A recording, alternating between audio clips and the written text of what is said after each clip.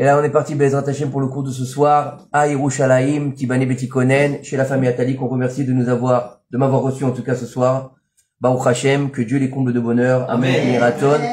Et pour ma cousine, qui m'a fait du forcing pour absolument venir avant les fêtes. Je lui dis, c'est un peu compliqué avant les fêtes. Elle m'a dit, c'est pas grave. Il faut qu'on fasse quelque chose avant les fêtes parce que ça donne du chizouk. Donc, on remercie Virginie, on souhaite une grande réfoua shlema. Amen. Kineraton, Bezrat Hashem. On va dédier ce shiur pour... Ce qu'elle savait pas, oui, c'est que lorsqu'elle m'a demandé qu'est-ce qu'on fait, il y a chez toi, il y a chez moi, je lui dis c'est quand? Elle me dit le 14 septembre. Je lui dis c'est la Askara de ma maman. Et bah, Baruch Hashem, voilà, la Askara, donc les Nishmat, on a dit.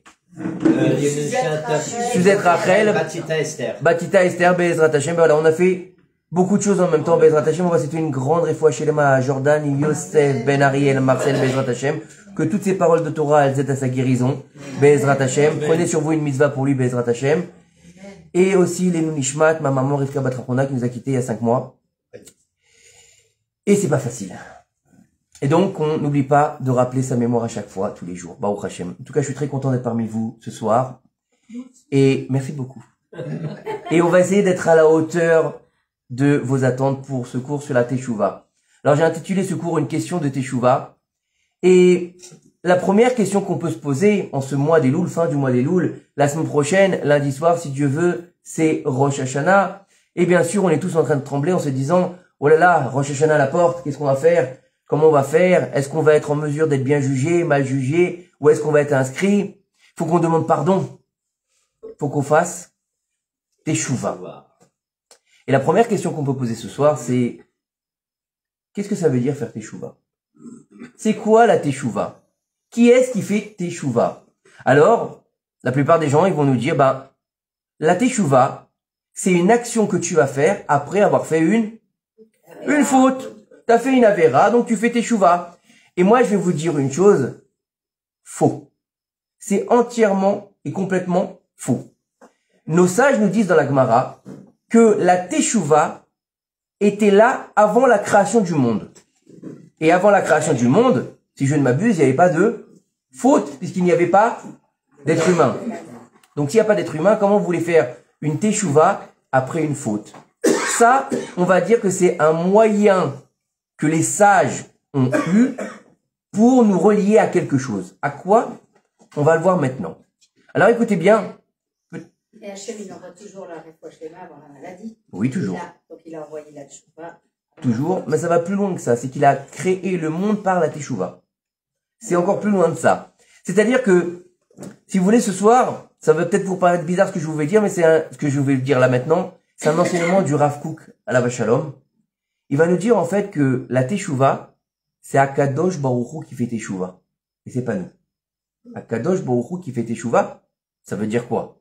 Akadosh Baruch Hu, il est l'Ensof béni, c'est-à-dire que on peut même pas le décrire. Parce qu'à partir du moment où on va décrire Akadosh Baruch Hu, on est dans l'idolâtrie. Vous pouvez pas dire Dieu, il est comme ça. C'est limité. Vous pouvez pas dire Dieu, il est en haut. C'est limité. Dieu, il est en bas, c'est limité. Dieu, il est Ensof. On peut le nommer que par la négative. Il n'est pas. Pourquoi? Parce qu'on peut même pas comprendre ce qu'il est. Puisque ça nous échappe totalement. Puisque lorsque Dieu il va parler, comment il parle Dieu? Hachem Echad, Ushmo Echad. Nous, qu'est-ce qu'on comprend? Deux. Bereshit, Bet, 2. Combien on a reçu de table? 2. On est dans le Aleph ou on est dans le Bet? Dans le Bet. Bereshit Bara. Pas Aleph. On sait pas ce qui se passe dans l'Aleph. On peut même pas le prononcer, le Aleph. Vous avez déjà réussi à prononcer un Aleph? Je vous parle pas Aleph. La lettre, elle est imprononçable. Parce qu'on peut pas comprendre le 1. On va l'utiliser seulement au moment où Dieu lui-même va donner la Torah. Et là, on rentre dans quelque chose d'autre, puisqu'on est un peuple. Mais à partir de la base, on n'a pas de Aleph. On n'est que dans le Bet. Alors maintenant, qu'est-ce que ça veut dire que Akadosh Baruch Hu, il va faire Teshuvah? Il faut savoir que Akadosh Baruch Hu, nos sages nous disent qu'il a créé le monde par le Chesed. Haolam Chesed Ibane. C'est-à-dire que Dieu, est-ce qu'il avait besoin de nous créer? La réponse est absolument pas. Il avait pas besoin, c'est pas qu'il s'ennuyait, il s'est dit un jour, tiens, on va faire des petites figurines, on va faire un jeu de société, les gentils contre les méchants, on va voir qu'est-ce qui va gagner. Non, Dieu, on n'est pas là-dedans. On n'est pas dans un film entre la guerre contre le bien et contre le mal, puisque déjà, ça, au niveau de Dieu, ça n'existe pas. le bien et le mal n'existent que pour nous, les hommes. Maintenant, il faut savoir une chose. C'est que, Akadosh Baruch Hu, il va devoir créer le monde à un moment où il l'a décidé. Pour créer le monde, si vous avez quelques notions, il va y avoir ce qu'on appelle la brisure des vases. D'accord? Et pour la brisure des vases, c'est-à-dire que Dieu, il va devoir à un moment donné laisser de la place pour qu'on puisse exister. Puisqu'il est tout, il est l'infini, donc comment est-ce qu'on peut exister si on n'a pas de place? Donc il va être obligé de briser quelque chose. Ça s'appelle la brisure des vases, c'est une notion kabbalistique, on va pas rentrer là-dedans en tout cas, aujourd'hui. Mais pour être clair, il faut comprendre que Akadosh Baruch Hu va mettre au monde le monde. Ça veut dire que c'est comme une maman qui va donner naissance à un bébé. Et lorsqu'une maman a donné naissance à un bébé, qu'est-ce qui se passe? Pendant 9 mois, le bébé, il va être dans le ventre. Bon, je ne vais pas vous donner un cours d'anatomie, vous inquiétez pas. Hein. Le bébé, il va être nourri par le cordon ombilical. Et pendant 9 mois, il est tranquille. Il est dans le liquide amniotique. Il est bien. D'ailleurs, on dit pas quel âge il a à ce moment-là. Il va avoir un âge à partir du moment où il va naître, sortir, exactement. Juste avant, on compte pas de 9 mois de gestation. Le bébé sort. Et à ce moment-là, qu'est-ce qu'on fait? On va faire un acte barbare. Un acte de fou. On va couper le cordon. Et là, lorsqu'on coupe le cordon, on met en danger le bébé. Pourquoi on met en danger le bébé? Parce que jusque-là, le moyen de vivre pour le bébé, c'était le cordon ombilical. À partir du moment où il arrive sur Terre, donc il sort de sa maman, il va être coupé de sa source de vie. Et là, la maman, elle va faire un acte de chesed avec lui. Elle va le rapprocher d'elle. Et elle va lui donner à manger. Normalement, puisque le fait d'allaiter, c'est le plus haut niveau, faut le savoir. Mais ça, c'est encore un autre terme, on va pas rentrer là-dedans non plus ce soir. En tout cas, elle va faire un acte de chesed avec son bébé, elle va le ramener, donc c'est elle qui va aller le chercher. C'est exactement la même chose avec Akadosh Baruch Hu. Lorsqu'il va mettre en place le monde, il va devoir, on a dit comme tout à l'heure avec la brisure des vases, se retirer de son monde. Donc pour que le monde il puisse exister. Mais à partir du moment où le monde existe, il lui faut une vitalité. Et la vitalité, elle s'appelle Akadosh Baruch Hu, les lumières d'Akadosh Baruch Hu. Et s'il n'y a pas ces lumières, qu'est-ce qui se passe? Le monde s'éteint. Le monde s'éteint. C'est pour ça qu'on dit Amechadesh bechol tuvo maaseh bereshit. Il va renouveler tous les jours la création du monde. Ça veut dire quoi? Il va lui insuffler un souffle de renouveau chaque jour. Ça veut dire quoi? Qu'il va lui donner la tétée. Il va lui donner la tétée. Donc en fait, c'est Akadosh Baruch Hu qui fait teshuva. La chouve, c'est revenir. C'est lui qui revient vers son monde pour nous donner le moyen d'exister. Et donc en fait, si on va pouvoir comprendre ça, quel est notre rôle de dire on va faire teshuva? Il n'y a aucun intérêt. Vous êtes d'accord avec moi ou pas? Si c'est Dieu qui fait teshuva, quel intérêt j'ai à faire teshuva? Alors, Akadosh Baruch Hu, lorsqu'il a créé le monde, il va commencer par le mot de Bereshit. Alors Bereshit, tout français qu'on est, on va le traduire au commencement, Dieu créa. Pour le Réchit, pas pour le commencement, pour le Réchit, pour les prémices. On a lu la paracha de Kitavo, les Bikurim, c'est les prémices. Les prémices, c'est quoi? C'est la première pensée divine. Et nos sages nous expliquaient qu'il y a 5 pensées premières, 5 pensées divines. Une des pensées premières, elle s'appelle le moyen de faire vivre la Elokout sur terre. Puisque si Dieu il a créé le monde, c'est pas pour le laisser vivre, c'est pour qu'il y ait une résonance avec sa divinité. Pour avoir une résonance avec sa divinité, qu'est-ce qu'on va faire? On va devoir créer quelque chose, on va dire quelque chose, qui est en mesure de faire écho au monde céleste dans le monde terrestre. Puisque vous savez que quand on dit là-haut, ça n'existe pas. Vous savez ou pas? Essayez de monter dans le ciel avec une fusée qui va très très loin, vous n'allez pas trouver Dieu. Donc il n'y a pas de monde d'en haut ou de monde d'en bas. Il y a un monde terrestre et un monde céleste. Et d'autres mondes. En tout cas, au niveau d'Akadosh Baruch Hu, à partir du moment où il va nous laisser vivre, il va devoir faire en sorte qu'on puisse continuer le travail qu'il a commencé à la création du monde. Il va lui falloir un objet ou quelque chose pour transmettre la Elokout sur terre. Dans les animaux? Dans la verdure? Dans quoi? Alors il va créer ce qu'on appelle une Neshama Kolelet. La Neshama Kolelet, c'est la Neshama collective du peuple d'Israël. C'est pas des hommes, c'est pas des femmes, c'est une Neshama collective qui va être en mesure d'être le transformateur de quoi? De la Elokout sur terre. Ça s'appelle Israël, tout simplement. Israël, c'est pas des individus. Israël, c'est pas un peuple qui sort d'Égypte. Israël, à la base, c'est une neshama. C'est une grande neshama qui a en elle toutes les neshamot. Très bien. Et à partir de là, on va pouvoir faire exister la Elokut sur terre. Et il est là notre rôle. Notre rôle, quand on dit on va faire Teshuvah, c'est de se relier à cette neshama collective pour pouvoir dévoiler le divin sur terre. C'est ça le rôle d'un juif. Et donc Dieu, qu'est-ce qu'il va faire? Il va nous aider dans notre mission, parce que nous, on ne sait pas. On est des êtres limités. Oui ou non? Un homme, une femme, c'est limité. Déjà, c'est limité physiquement. C'est limité aussi spirituellement, puisque la neshama va être, à un moment donné, dans le corps, une partie de la neshama, pas toute la neshama, puisque l'autre partie, elle est où? Non, elle est pas en haut, elle est dans sa source. Elle est reliée à Dieu. C'est-à-dire que on va voir Chelek Elokam Imal Mamash en nous, mais c'est qu'une petite partie. Le reste, il est dans les mondes supérieurs. Très bien. Maintenant, comment on va faire pour pouvoir faire que notre monde et que notre vie soit la réalité d'Akadosh Baruch Hu? On ne sait pas, nous. On est des êtres humains. Alors Dieu va nous donner la Teshuvah, ou vous l'appelez plus communément la Torah. Ou Istakel Boraita ou Bara Alma. Il a regardé dans la lumière divine, il a créé le monde. Qu'est-ce que c'est Oraita? Nos sages nous disent, c'est la Torah. Ça veut dire que la Teshuvah ou la Torah, c'est exactement la même chose. Pourquoi? Quel rapport? La chouve. Pour revenir à sa source, tu dois faire quoi? Tu dois faire ce que... C'est un truc de fou, ça. Ça m'a rendu dingue. Hein. Ouais, ouais. Des fois, c'est des verres, mais là, celui-là fait moins de bruit. Non, c'est bon. Merci. On dirait les jouets qui queen. Ah, chut. Merci. Vas-y. Ah, je suis bien, je peux bouger et tout. Alors, on va devoir donc... Alors, on a été où? Sur la chaise qui grince. La Teshuvah. Et donc, Dieu, il va nous donner... Baruch Haba.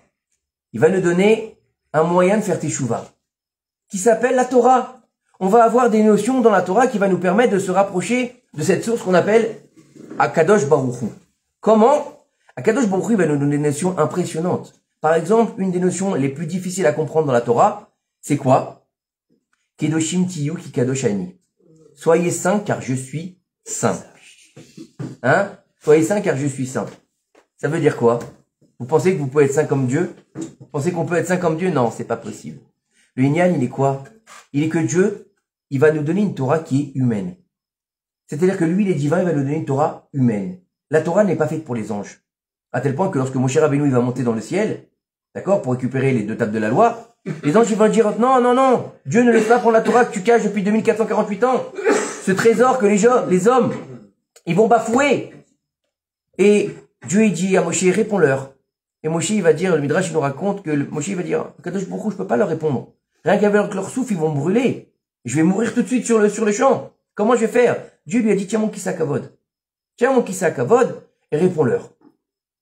Et là, Moshe va leur poser une question. Va leur dire, il y a marqué dans la Torah, dans les tables de la loi, je suis l'Éternel, votre Dieu, qui vous a fait sortir d'Égypte. Vous êtes sortis d'Égypte? Alors les anges, ils vont dire, non. Ensuite, il y a marqué dans la Torah, tu respecteras ton père et ta mère. Vous avez un papa et une maman? Non. Ensuite, il y a marqué, vous ne volerez pas. Vous allez voler quoi? Vous êtes dans les mondes célestes, vous allez voler quoi? Vous voulez quoi? Des émanations? Pas possible. Donc la Torah, vous n'avez rien à en faire. Donc ils ont accepté les arguments de Moshe Rabbeinu. Ils l'ont laissé prendre la Torah. Mais vous savez pourquoi est-ce que Dieu lui a dit, tiens mon kissa kavod? Pourquoi Dieu, il a pas dit autre chose? Tiens mon trône céleste. Parce que sous le trône céleste, c'est là-bas que se trouve la neshama collective du peuple d'Israël. C'est-à-dire qu'il lui a dit, lie-toi à la neshama complète du peuple d'Israël pour pouvoir être protégé des anges. Donc c'est un niveau très important de comprendre qu'il faut se relier à cette neshama. Et c'est ça la teshuvah. De revenir vers sa source. De savoir revenir vers un niveau que tu as oublié ou que tu as perdu de vue. Comme quand tu sors du ventre de la maman, le bébé. Qu'est-ce qu'on dit? Pendant 9 mois, il a pris la Torah. Alors elle est où toute sa Torah? L'ange, il est venu, il lui a fait... Chut. Il n'a pas oublié. Elle est de côté. Il va la rapprendre tout au long de sa vie. Parce que s'il l'avait pas déjà apprise, il n'aurait pas pu apprendre la Torah. Aucun de nous n'aurait pu apprendre la Torah. Mais comme on la sait déjà, donc on révise, on revient sur ce qu'on a déjà appris. La chouve. Et comme il y a marqué dans la paracha qu'on a lu hier, Kitavo el haaretz. On n'aurait pas dû dire ça. Qu'est-ce qu'il a dit Dieu à Abraham? Il lui a dit, Lech lecha. Il lui a dit, Lech lecha. Il lui a pas dit, viens. Il lui a dit, va. À Moshe, il lui a dit, par contre, viens chez Paro. Il aurait dû lui dire, va chez Paro. Il aurait dû dire, quand vous irez vers la terre, pas quand vous viendrez, oui ou non. Il y a un inyan intérieur plus qu'extérieur, vous êtes d'accord avec moi? Donc, pourquoi est-ce qu'il dit Kitavo el haaretz? Parce que tu reviens à ta source. Puisque de la terre d'Israël t'as été tiré, de la terre d'Israël tu dois revenir. Pourquoi? Parce que le premier homme, il a été créé à partir de la terre d'Eretz Israël. Donc c'est de comprendre que, déjà, la notion de vivre en Eretz Israël, c'est énorme. C'est énorme. Mais, à côté de ça, comment? De la terre d'Eretz Israël comment dire, en principalement. Moi, Adam Rishon, il n'a pas été fait directement du Gan Eden. Non. C'est encore autre chose. Il a été posé dans le Gan Eden.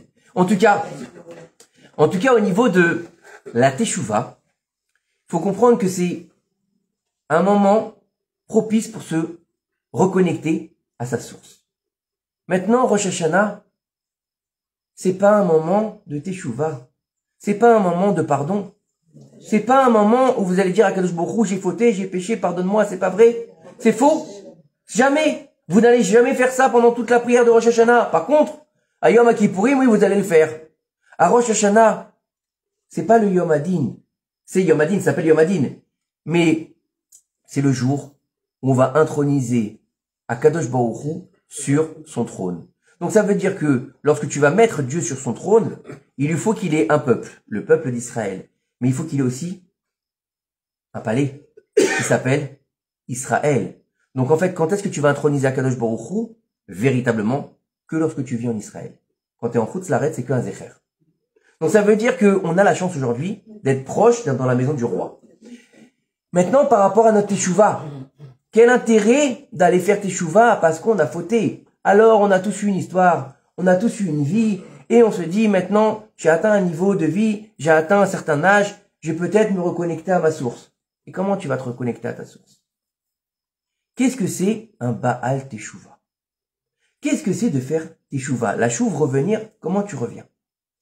Qu'est-ce que c'est de comprendre la Torah? Qu'est-ce que c'est d'apprendre ce que disent nos sages? Et aussi, c'est comment qu'on fait Teshuvah? Je sais pas. Est-ce que c'est inné? Est-ce que ça vient de nous? Est-ce que c'est en dehors de nous? Comment est-ce que ça se passe? Comment est-ce que la Teshuvah va venir? Comment est-ce qu'on va être en mesure de faire Teshuvah? Si de toute manière on a une Neshama, Oui. et que cette Neshama, elle est reliée à la Neshama collective. Donc automatiquement, il y a un flux. Oui. Oui, il y a un flux effectivement, mais ça va un peu plus loin que ça. Il y va un peu plus loin que ça. Alors déjà, il faut comprendre que on nous dit, on l'a lu ce Shabbat dans la Halachot, la Halacha Yomi, on a dit, est-ce qu'un Baal Tshuva, il a le droit de raconter ce qu'il a fait avant? Oui. Est-ce qu'il a le droit de raconter? On l'a lu dans la Halachot de ce Shabbat-là. Est-ce qu'il a le droit de Attendez, je vous réponds. Est-ce qu'il a le droit de raconter ce qu'il a fait avant? Et là-bas, il y a marqué, donc c'est la Halachot de Rav Ovadia Yosef, il y a marqué, un Baal Tshuva n'aura pas le droit de raconter ce qu'il a fait avant. Pourquoi? C'est la honte. Mais derrière ça, il y a marqué, mais s'il y a une toilette par ce qu'il va raconter, une toilette, ça veut dire qu'il y a un besoin, il y a une nécessité. Ça veut dire que ça va être utile. S'il y a une utilité de raconter sa Teshuvah, alors oui, il va falloir le raconter. Parce qu'il va donner l'exemple à quelqu'un d'autre, par exemple. Par exemple? Il va donner peut-être l'exemple. Moi, j'avais entendu que c'est nous, par exemple, on n'a pas le droit de dire. Déjà, c'est interdit, oui, de dire celui-là, il a fait Teshuvah. Ah, celui-là, t'as vu comment il est? Ouais, genre, il se prend pour un rabbin, et hier, il mangeait des fruits de mer à Cannes. Non, ça, c'est interdit. Ça, c'est clair. Ou il a été en boîte de nuit à Jean et pas, c'est interdit. Ça, c'est clair, ça, c'est sûr. De toute façon, c'est du Lachon Hara. D'accord? Même si c'est vrai, c'est du Lachon Hara, puisque le Lachon Hara, c'est quand c'est la vérité. Si c'est lui qui le dit. Alors, s'il y a une nécessité. D'ailleurs, c'est pour ça que tu es là ce soir.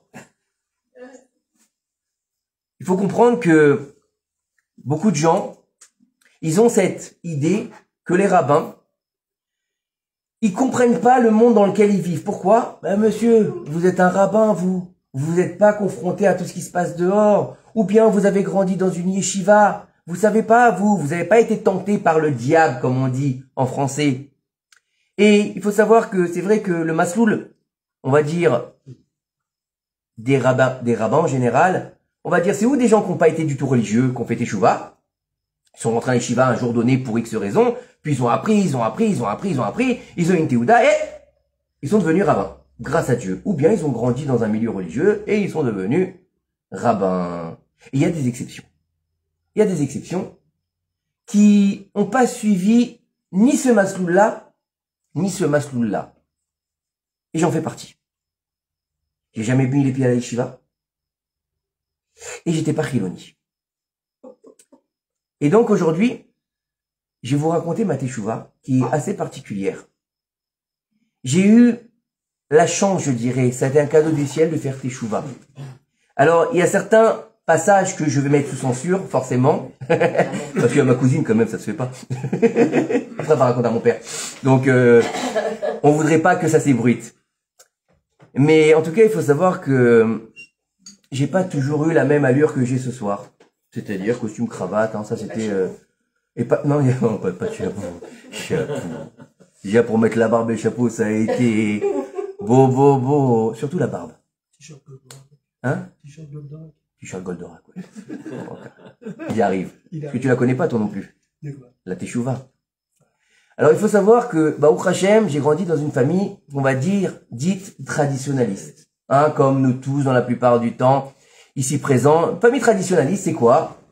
Eh ben, on mange cachère, on fait les fêtes, on va à la synagogue, et on va l'été à Juan-les-Pins, à la Grande Motte, et on sait pas ce que c'est la plage séparée, on connaît pas. Et la glace, on aime bien la glace à l'italienne, hein? Nachon? Ça parle à beaucoup de monde, ça, hein? Je sais. Mais, eh ben, au Hachem, je grandis dans une famille, on va dire, traditionnaliste, normal, mais on a un attache particulier avec la communauté dans laquelle on est, la communauté de Choisy-le-Roi, Baruch Hashem. On est très attaché à cette communauté qui est d'une famille pour nous.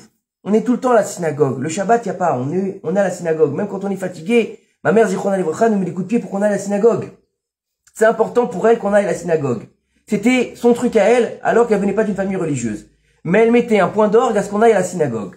Et on a grandi comme ça. J'ai jamais connu l'école non juive. J'ai toujours connu l'école juive. Depuis que je m'en souviens. Mais, je grandis sans avoir de tam avec la Torah. Aucun. C'est-à-dire que je suis un bon élève. J'étudie le Chol et j'étudie le Kodesh. En Kodesh, je suis un bon élève. En Chol, je suis mauvais. Il n'y a pas d'autre mot. Je suis pas un élève studieux. Je suis pas un élève qui aime apprendre. Et je fais toute ma scolarité avec des hauts, des bas, des hauts, des bas. Plutôt des bas même. Et je continue mon petit bonhomme de chemin. Et plus ça va, et plus je ne supporte plus les rabbins. C'est bizarre, hein? Je supporte plus les rabbins. Je les trouve condescendants. Je les trouve orgueilleux. Et plus ça va, et plus j'avance, et plus j'aime la littérature française. Plus j'aime la philosophie. Tout le contraire de ma famille. Il y a pas trop de bouquins chez moi, à part les livres de Torah, mais il y a pas... Et vers 14 ans, je me découvre une passion pour le dessin. Et, par contre, regarde le temps que je dépasse pas 1h30, hein, d'accord? Chaim. Et donc, je suis à l'école juive, et ça fait tâche à l'école juive. Un enfant qui passe son temps à dessiner, ça fait tâche. Un enfant qui n'a aucun intérêt de faire son aliyah ou d'aller à l'école de médecine, ça fait tâche. Pourquoi? Parce qu'on n'avait pas beaucoup de choix. Ou on allait en économie, ou on allait en médecine, ou on allait en Israël. Je trouvais que le choix était réduit. Et plus j'avance, et plus je grandis, et plus je me renferme sur moi-même. Limite autiste. Introverti comme c'est pas permis. Et je me retrouve que dans le dessin. Parler devant vous comme ça, à cette époque-là, c'est impossible. Et je finis ma scolarité. Et là, j'arrive pas à me trouver dans tout ça. La Torah, c'est très bien. La paracha, c'est très bien. Mais je suis ce qu'on appelle un enfant parvé. Vous connaissez l'enfant parvé? Hein? Comment elle a eu peur, Rivka? Rivka, qu'est-ce qu'elle a dit? Ouh là là, qu'est-ce qui se passe? Toi, Banim Bekirba. Les enfants, ils étaient en train de se battre. Mais elle savait pas qu'il y en avait deux. Elle pensait qu'il y en avait qu'un. Elle est devant la synagogue, il veut sortir. Elle est devant le temple de Avodah Zarah, il veut sortir. Elle a été voir Shem Ever, elle a dit, moi, je veux pas d'un enfant parvé. C'est quoi un enfant parvé? Le matin, il est à la synagogue, et le soir, il est à la boîte de nuit. Eh ben, nous, c'était ça. Le Shabbat, après-midi, on dit Shaliach Tzibour, on fait Kriyat Torah, on monte, on est bien. Mais juste après la tfila, on se donne rendez-vous pour aller en boîte. D'accord? On est là, on est comme ça. Alors attention, hein, on est des gentils garçons. Mais on est parvés. On aime bien sortir, on aime bien nos copines, nos copains. Voilà. Et on continue à vivre comme ça. Bien sûr, à partir du moment où on a l'indépendance avec la voiture, ça devient un peu plus, sympathique, on va dire. Et puis, on a cette recherche de savoir qui on est. Quand on grandit, on a besoin de savoir qui on est. Et je trouve rien dans la Torah. Le problème que j'ai, moi, avec la Torah, c'est que tous les rabbinim qui m'ont enseigné la Torah, ils m'ont jamais donné le goût de la Torah. On étudie la Torah comme on étudie la philosophie. On étudie la Torah comme on étudie les mathématiques. Il n'y a pas d'âme dans cette Torah. À tel point que, je crois que c'est il y a 2 ans, ou l'année dernière, je ne me souviens pas, j'ai dit à un de mes rabbinim qui était mon professeur à l'école, qui est un rav connu sans citer son nom, d'accord? Il a donné un cours et après le cours, je suis venu le voir, je lui ai dit, pourquoi vous nous avez jamais appris la Torah comme ça? Je lui ai dit, si vous nous aviez appris la Torah comme ça, on serait jamais tombé. Parce qu'il y a de l'amour. Et nous, on n'a jamais eu d'amour. Vous savez ce qu'il m'a dit? Il m'a dit, Nahon, tu as raison. Il n'y avait pas d'amour. C'était de la philosophie. Alors on sort de là-bas. On veut pas aller en fac de médecine parce que si on va devenir médecin, on va tomber dans les pommes. On veut pas non plus aller en fac d'éco parce qu'on n'a rien à faire là-bas. On veut surtout pas aller en Israël parce que, alors franchement, Israël et moi, c'est comme la main droite et la main gauche. Je suis pas sioniste.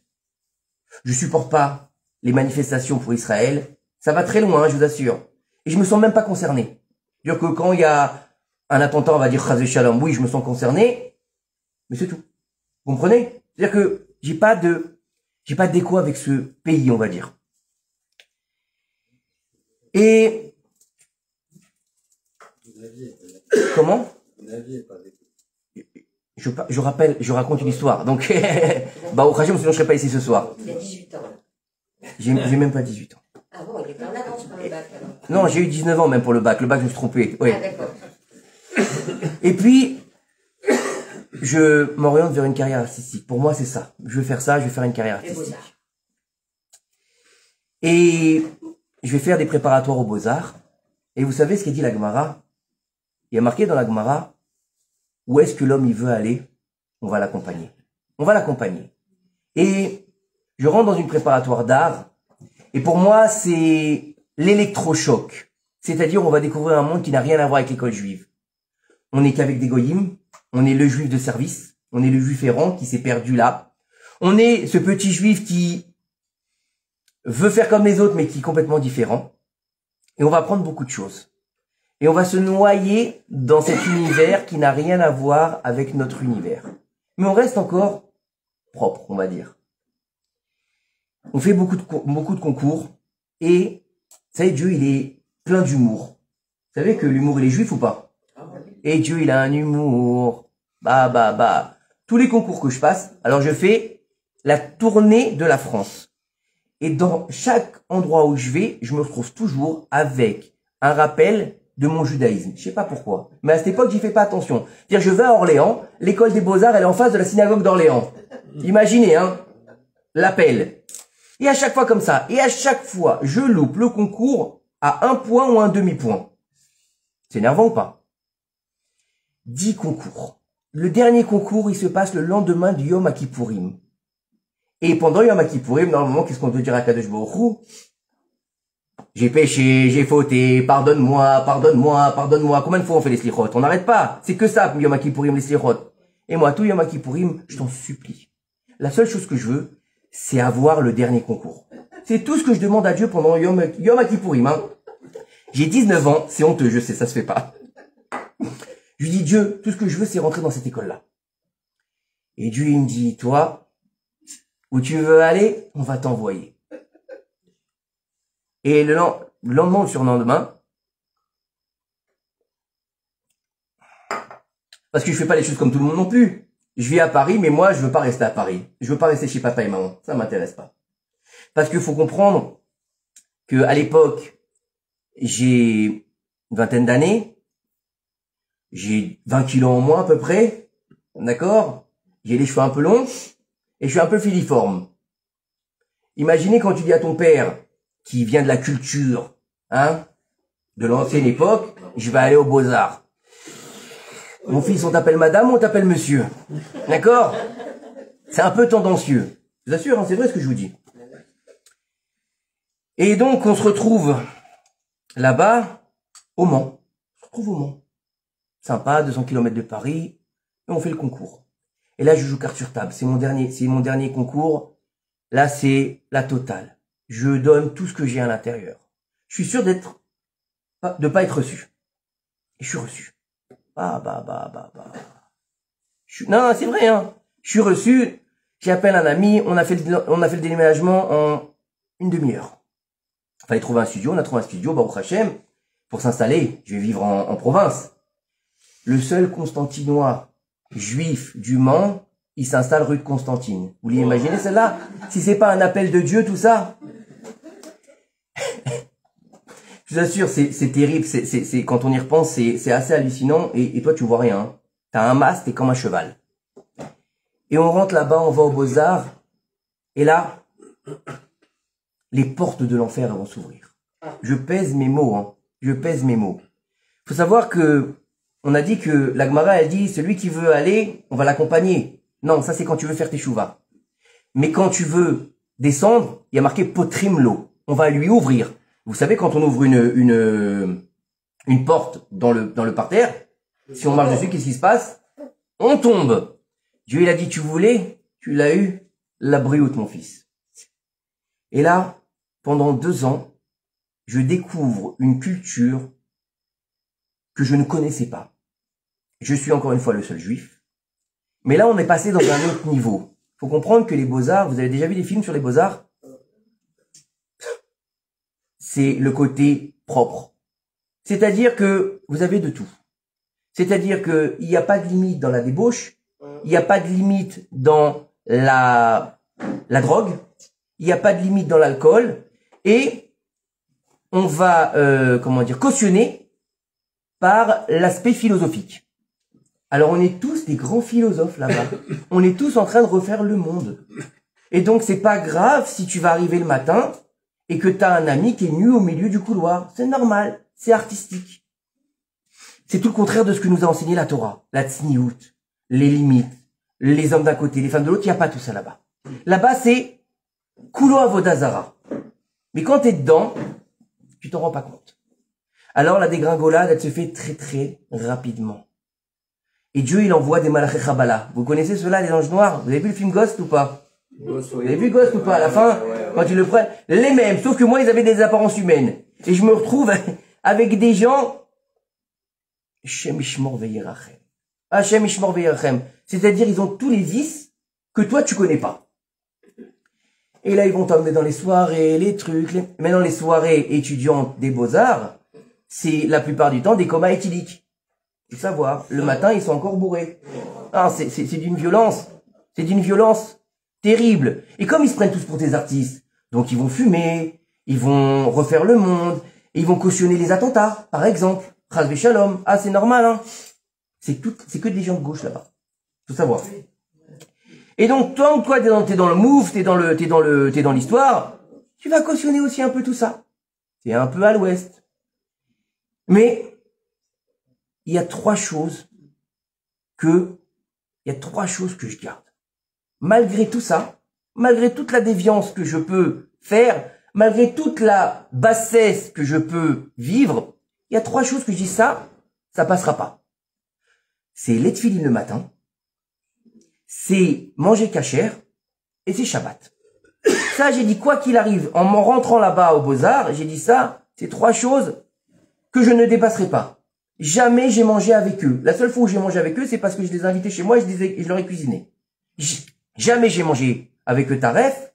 Tous les matins, quel que soit l'état dans lequel je me réveillais, il fallait, si c'était le matin, ça dépendait des l'heure. Mais en tout cas, il fallait que je mette les tefilines. C'était nécessaire. Fallait que je mette cette paire de tefilines qui me reliait encore à mon judaïsme. Et Shabbat. Alors bien sûr, c'est un Shabbat à la Beaux-Arts. C'est-à-dire, t'es assis, quand je restais là, bon, quand j'allais chez mes parents, mais quand je restais là-bas, j'avais ma télécommande, j'avais mon goy de Shabbat, qui passait les chaînes de la télé. Je vous dis, c'est assez spécial. Et Dieu, il sait que si ça continue, il va perdre. Il va perdre un soldat. Il va perdre un Ben Israël. Il sait que si ça va un peu plus loin, il risque de tomber. Et moi aussi, je le ressens. Je risque de passer de l'autre côté. Ce que je vous dis, c'est pas facile, hein. Je vous assure que c'est pas évident. J'en tremble. Parce que se livrer, c'est pas évident. Mais c'est une toilette, c'est important. Et la 3e année, donc je fais 3 ans aux Beaux-Arts, et la 3e année, moi qui suis extrêmement prolifique, c'est-à-dire, je vous explique, c'est 5-6 tableaux par jour. Par jour. Les expositions, je les mange. Les livres, je les mange. C'est-à-dire que je suis une encyclopédie artistique. Même mes professeurs me disent, on n'a pas vu autant d'expositions que toi. Donc, c'est-à-dire, j'ai été complètement happé par le milieu artistique. Je vis artistique, je dors artistique, je vibre artistique. Je récupère toutes les années que j'ai pas eues pendant 2 ans. Et la 3e année, Dieu, il fait bien les choses. Je suis Yavesh comme jamais. Il n'y a plus rien qui sort. Plus rien. Oui, Média Contact, c'est après. Il n'y a plus rien qui sort. Je n'arrive plus à peindre. Je n'arrive plus à dessiner. Je n'arrive plus à sortir quoi que ce soit. Et là, l'opération séduction du bon Dieu se met en place. Et Dieu, il fait bien les choses. Il a beaucoup d'humour, hein. Il va me sortir de là-bas par la petite porte et je vois rien. Je vois rien. Vous savez, la teshuva, faut la choisir. Mais il y a des moments où on doit te la proposer. Et Dieu va me proposer quelque chose d'impressionnant. Il y a un ami qui me dit, il y a Taglit, qui va faire un voyage en Israël. Maintenant, vous savez, pour aller à Taglit, il ne faut jamais avoir été en Israël. C'est la condition sine qua non pour pouvoir aller à Taglit. Maintenant, moi, j'avais déjà fait 3 volontariats en Israël. Donc, je suis pas un candidat idéal pour aller à Taglit. D'accord? J'ai fait Sarel, je suis inscrit dans les registres de Sarel. Donc, je devrais pas aller à Taglit. Et là, je me dis, on va tenter le coup. C'est pas grave, qu'est-ce que j'ai à perdre? Au pire, ils me disent, non. Et là, comme par magie, je suis inscrit. Je fais ce voyage à Taglit. Et là, la teshuva, elle commence. Mais d'une manière terrible. Je me retrouve dans un endroit dans le nord, je sais pas si vous connaissez, c'est pas très connu, ça s'appelle Bet Lochamé à Getaot. Vous connaissez Bet Lochamé à Getaot? Exactement. C'est un musée de la Shoah, mais pas comme Yad Vashem. C'est un musée de la Shoah qui est fait.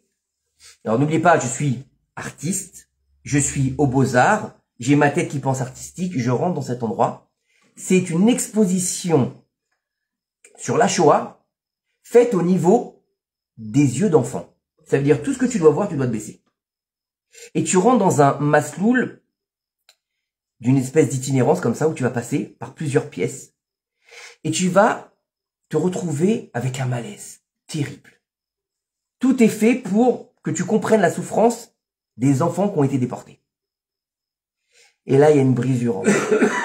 Terrible. Terrible. Mais c'est que le début. Je vais dans cet endroit, je ressors de là, je suis bouleversé. Je commence à entrevoir une idée de travail artistique. Le lendemain ou le jour même, je ne me souviens plus, je crois que c'était le lendemain, on doit aller à Yad Vashem.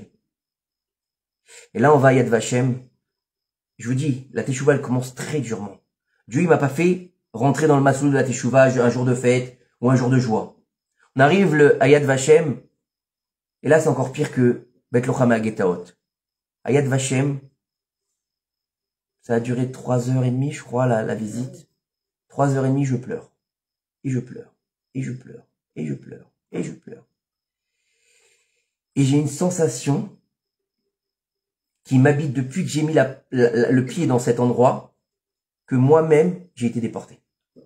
Que moi-même, j'ai été déporté. Et je sens des vibrations, je sais pas si vous avez déjà senti ça, une vibration de mort autour de moi. De mort. Totalement, je suis en train de mourir. Je sors de là, je pleure pendant 2 heures encore. Mes amis qui sont avec moi ne comprennent pas. Hein. Ils ont l'air versé quelques larmes. On a 22 ans, on n'est pas là à pleurer, surtout un mec en plus qui pleure. Il y a plein de filles autour de nous, ça se fait pas, c'est honteux. Shmuel, arrête tes bêtises, quoi, ça se fait pas. Et je pleure un torrent, un torrent, un torrent. Et je rentre aux Beaux-Arts. Après ce fameux voyage, je suis transformé.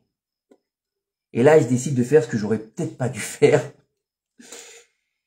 Par rapport en tout cas à mes professeurs, je décide de mettre en avant mon judaïsme. C'est-à-dire que je veux montrer au monde entier qu'est-ce que j'ai à l'intérieur. Toho Kebaro. Je veux leur montrer, vous voyez à l'extérieur une image, mais c'est pas la vérité. Je vais vous montrer ce qui est à l'intérieur de mon cœur. Je vais vous montrer ce que c'est un Ben Israël. Mais pas dans le sens thoraïque. Pas du tout. Dans le sens national. Je vous ai dit tout à l'heure, je n'étais pas sioniste. Et là, le sionisme, il commence à éclore en moi. Mais pas un sionisme d'État, un sionisme de nation, un sionisme de vie, un sionisme de peuple. Et là, je vais transformer mon travail de peinture en travail sur la Shoah. Et là, c'est la révélation. Je me confronte à mes professeurs, je me confronte à l'incompréhension et je me confronte à la responsabilité du peuple français. Et là, je fais ce qu'il faut pas faire. En tant que jeune étudiant, je mets la barre plus haut. Et je vais coudre une étoile jaune sur mon propre vêtement en récitant un poème et en récitant ce poème à haute voix devant toute l'école, dans une pièce très sombre, il n'y a pas de lumière, il n'y a que des lumières très faibles. Je me remets dans les obscurités de la Shoah.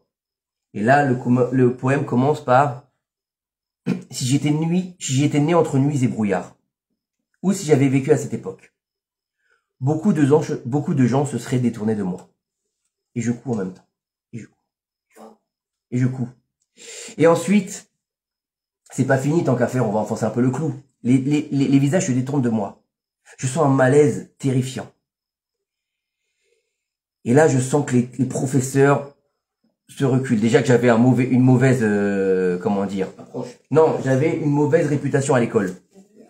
Oui. J'étais celui qui avait une trop grande bouche. C'est juif, hein. Et j'enfonce le clou. Je vais faire l'écho entre la peinture et la Shoah. Je vais construire une toile de 4 mètres sur 3 mètres, blanche, complètement blanche. Je vais graver un 6 dans du bois et avec de l'encre de gravure. Vous avez déjà vu de l'encre de gravure?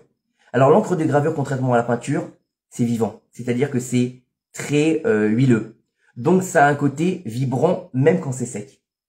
C'est-à-dire qu'on dirait que ça vit. Et là, je vais recouvrir cette fameuse toile de 4 mètres par 3 mètres de 6. Toute la toile est recouverte que de 6. Pour les 6 millions de nos frères qui sont partis. Et c'est ce que je présente à mon diplôme. Et là, je me fais déchirer. À mon diplôme, on me dit, ne mélangez pas la grande histoire avec votre propre histoire. Et là, je n'ose pas leur dire, mais la grande histoire, c'est moi. C'est moi. Et Dieu, il a commencé son travail. Et je reçois mes notes. Vous êtes invités à continuer votre cursus dans notre école. En gros, vous êtes virés. Et là, je suis heureux. Je suis heureux. J'ai fait ce que j'avais à faire et je suis content.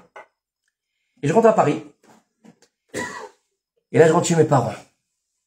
Et là, c'est dur, ça fait 3 ans que je vis seul. Et Dieu, Il dit, on va continuer. Toi qui voulais pas aller vivre en Israël, tu vas y aller de gré ou de force. Comment tu vas me tirer vers Eret Israël? Hein? Dieu va t'envoyer une fille. Je vous assure, c'est vrai. Hein? Une femme, un petit bout de femme extraordinaire. Bon, je l'ai épousée. Hein? Et elle m'a donné 6 12 enfants grâce à Dieu. Et elle arrive comme un cheveu sur la touche, là, on sait pas ce qu'elle fait là. Pareil, elle doit voir ma soeur. Ma soeur, elle dit non, je peux pas ce soir. Elle dit, bah, donne-moi le numéro de ton frère. 2 mois après, je vivais en Israël. Voilà. Je suis tombé amoureux. Pas de la terre, encore une fois. Je suis dans ma nation. Je suis tombé amoureux d'une fille. Et je viens vivre en Israël. Et le choc des cultures, il s'installe. Et là, pendant 3 ans, je veux rentrer tous les jours en France. Pendant 3 ans, je lui dis, je crève ici. J'ai pas d'oxygène.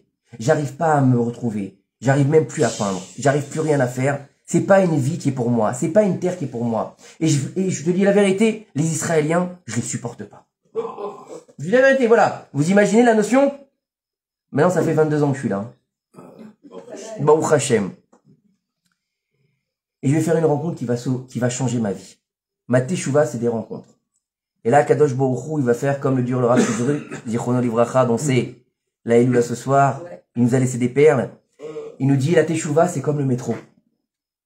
C'est automatique. Elle passe tout le temps, la teshuva. Les portes, elles s'ouvrent. À toi de savoir si tu montes ou si t'attends le prochain. Hein? Le train, le métro, c'est pareil, hein, vous jouez sur les mots. Voilà. Donc moi, je suis monté dans le métro. Mais comment je suis monté dans le métro? Oui, mais Hachem, il était quand même avec vous. Ah bah, il est plus que là. Mais moi, je le vois pas. Moi, je le vois pas. Écoute, je le vois pas. Oui, non, mais là, dans son... Écoutez, je vous dis, c'est de la hashgacha pratique, toute ma teshuva. C'est pour ça que je vous dis que c'est important de la raconter. C'est pas fini, parce que ça, c'était que l'extérieur. C'est la coquille de la teshuva. Parce qu'on est simplement en train de se rapprocher de sa nature de Ben Israël. Pour la petite anecdote, je vous ai dit tout à l'heure, j'oublie pas de mettre les tefilines.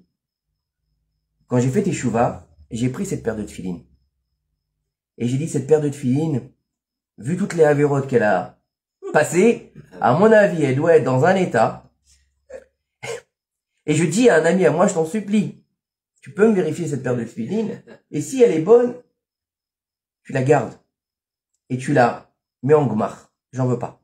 Il me dit, pourquoi t'en veux pas? Je lui dis, c'est mon passé, cette paire de tefilines. Il a ouvert la paire de tefilines, il m'a dit, ces tefilines, ils sont méoudar, il n'y a pas une lettre qui manque. Récupère-les. Je lui dis, garde-les. Il fallait que je me détache de mon passé. Maintenant, c'est, je sais plus quelle fête, je crois que c'est Sukkot, Pessah, je sais plus exactement quelle fête. Je suis à Beersheba, chez la belle famille. Et je vais boire un café chez la tante éloignée de ma femme. Et là, il y a son fils qui est là. Son fils, il est rabbin. Il est rabbin, il est sympathique. On a eu plusieurs contacts. On discute. Et à l'époque, je vivais à Ashdod. Et il me dit, ah, Ashdod, où ça, Dalet, machin, truc, ah, super. Tu sais, tous les mardis, je donne un cours à Ashdod. Je lui dis, écoute, Nissim, t'es gentil. Laisse-moi tranquille, les cours. Il me dit, non, pas du tout. Je dis, quoi alors? Il me dit, tu sais quoi? Un de ces 4 vient me dire bonjour. Viens, il me dit comme ça, ne viens pas au cours. Viens me dire bonjour, ça me ferait plaisir. Il parlait français? Oui, il parle français. C'est un rave. Pour le remettre, c'est le Rav qui s'occupe des soldats sur Torah Box. Rav Nissim Haddad. D'accord? Alors il me dit, viens me dire bonjour, c'est tout. Et un soir, on est mardi, je suis à la maison, il n'y a rien à regarder à la télé, j'ai rien téléchargé. Vous vous rappelez l'époque où on téléchargeait des films? Il n'y a rien à télécharger, j'ai pas envie d'écouter la musique, j'ai pas envie de prendre un livre. Il dit, j'ai rien envie de faire. Ma femme me dit, bah, tu sais quoi, on est mardi. Et je lui dis, alors? Je lui dis, tu veux qu'on sorte? Elle me dit, non, allez. Va voir Nissim. Mais si, va le voir. Il t'a dit, il t'a proposé, ça se fait pas au moins une fois comme... Elle me dit, vous connaissez les femmes comme ça? Et ben, le comme ça, il s'est transformé en comme ça. Je suis rentré dans ce cours, c'était un cours de Gemara. C'était la Gemara Kedoshim. D'accord? Kedoshim. D'accord? Encore un petit clin d'œil de Dieu. D'accord? Maintenant, on va te sanctifier. D'accord? Et doucement, on commence l'étude. Et il est tout le contraire des rabbinim que je pouvais pas supporter. Il n'est pas condescendant. Il est d'une simplicité à tomber par terre. Il te parle avec des mots, on dirait que c'est ton pote. Et quand tu comprends pas, il te prend pas de haut. Il te répète, il t'explique, il dit c'est normal, t'inquiète pas, tu viens de commencer. Ne te fais pas de soucis. Les hâtes. À ton niveau. Baruch Hashem. Et je vais à ce cours, et il n'y a pas un mardi où je loupe ce cours. C'est devenu ma drogue. Il faut que j'aille à ce cours. À part quand il y a quelque chose vraiment d'exceptionnel, mais il faut que j'y aille. Et au bout d'un moment, c'est pas suffisant. C'est pas suffisant. Il me manque quelque chose, c'est pas suffisant. J'ai voulu dans un milieu pas laïque, mais bon, je travaille dans une société, je pense qu'à l'époque c'était les emailing, je travaille dans une société d'emailing, et donc, il n'y a rien à voir avec la Torah, je veux dire. C'est du marketing, c'est tout ça, ça n'a rien avec la Torah, du graphisme, du marketing. Et j'avais la chance de ne pas travailler le dimanche à cette époque-là. Et donc je dis à Rabbi Nissim, qu'est-ce que tu fais le dimanche? Il me dit, moi je suis au Kollel. Je lui dis, est-ce qu'on peut venir au Kollel? Il me dit, bien sûr, la brioute. Maintenant le Kollel, il est à Modi-Nilit. Vous savez où c'est? Kiryat Sefer. Moi j'habite à Ashdod. Tous les dimanches matins, je pars de Modi-Nilit à Kiryat Sefer. Maintenant j'arrive là-bas. Imaginez la première fois que j'arrive là-bas. Jeans, t-shirt. J'avais les cheveux à l'époque. D'accord? Bah oui, qu'est-ce que tu veux, hein? La Torah, ça fait perdre les cheveux, ce qui paraît.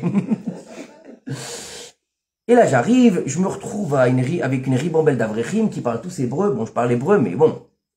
C'est impressionnant. Je me retrouve dans un milieu noir et blanc. Des pingouins pour moi. Aïe, aïe, aïe, aïe, aïe. Je dis, comment ils vont me juger, ceux-là?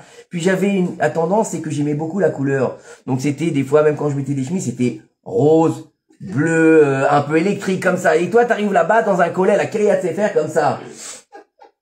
Et là, t'arrives, tu t'assois avec le roche kollel, machin, avec un ami, bon, on étudie. Et puis à chaque fin de kollel, il y a un truc hallucinant. Tous les kollelman, ils viennent me voir. Merci beaucoup. Merci? De quoi? De quoi? C'est moi qui vous remercie. Tu nous as renforcés. Il s'est renforcé de quoi? Et l'autre, il a une barbe comme ça, l'autre, il a expliqué tout le chasse, tout le Talmud, tout machin, à l'envers, à l'endroit. Toi, t'as encore du mal à comprendre la ra de Mishnah Brura. Tu m'as renforcé. Et tous les dimanches, c'est comme ça. Tous les dimanches, c'est comme ça. Dieu bénisse. Tu dis, mince. C'est pas possible. Et tu vas, et tu vas, et tu viens. Ça devient ton opium. Un truc de fou. Et tous les dimanches matin, je dis à ma femme, tu m'oublies jusqu'à 2h de l'après-midi. Je suis au kollel. Je suis au kollel. Maintenant, vous avez déjà été dans un kollel à Kiryat Sefer? T'es assis sur des chaises en bois. Léorina, comment ça fait mal. D'accord? T'es assis pendant 4 heures et tu te dis, je comprends pourquoi on m'a dit que c'était dur d'être kollelman. D'accord? Eux, ils sont assis 8 heures là-bas. Et t'es fatigué, t'es juste en train d'étudier, t'es fatigué, pire que quand t'es dans un chantier. Et moi, je le connaissais pas, ça, quand on me disait, les Avrechim, ils sont fatigués, la Torah, elle affaiblit l'homme. Je croyais pas, moi, ça. Je dis, bon, c'est des feignants qui se cachent derrière un stander. Tu connais toutes les, comment dire, toutes les notions qu'on veut nous faire croire et tout ce qu'on veut nous raconter avec la kittichouret en Israël. Et j'ai eu la chance aussi, à un moment donné, juste un peu avant tout ça, c'est d'avoir fait un des plus beaux Shabbats que j'ai jamais fait de ma vie, à Sanedria. Vous avez été à Sanedria? Oui. Ouais. Ben moi, j'avais jamais été. J'arrive à Sanedria et on est chez la tante de ma femme et elle me dit, ils sont très très religieux. D'accord. Je vais mettre une chemise pour Shabbat. Donc pantalon à pince noire et chemise rose. Et là, j'arrive dans la maison. Le balabait, il me dit rien, d'accord, mais et il m'amène dans une synagogue. Il y a des pneus de Noroto. Ils ont tous les pneus de Noroto sur la tête. Et moi, je suis là avec ma chemise rose, j'essaie de la cacher, j'essaie de machin, oulala. Et il y a pas un qui me Shabbat Shalom, good Shabbat, que des Ashkénazes en plus. C'est bien pour un séfarade. Et je passe un Shabbat extraordinaire, un des plus beaux Shabbats que j'ai jamais passé. Et ça m'a donné un autre approche sur les religieux. Oh. Maintenant, on n'est pas encore dans la tchouva. C'est vrai, on étudie, on va au collège le samedi. Pas le samedi. Le samedi, on va à la synagogue. Je me mettrai le dimanche. On va à la synagogue. Shabbat, on va au collège le dimanche, on va au cours du mardi.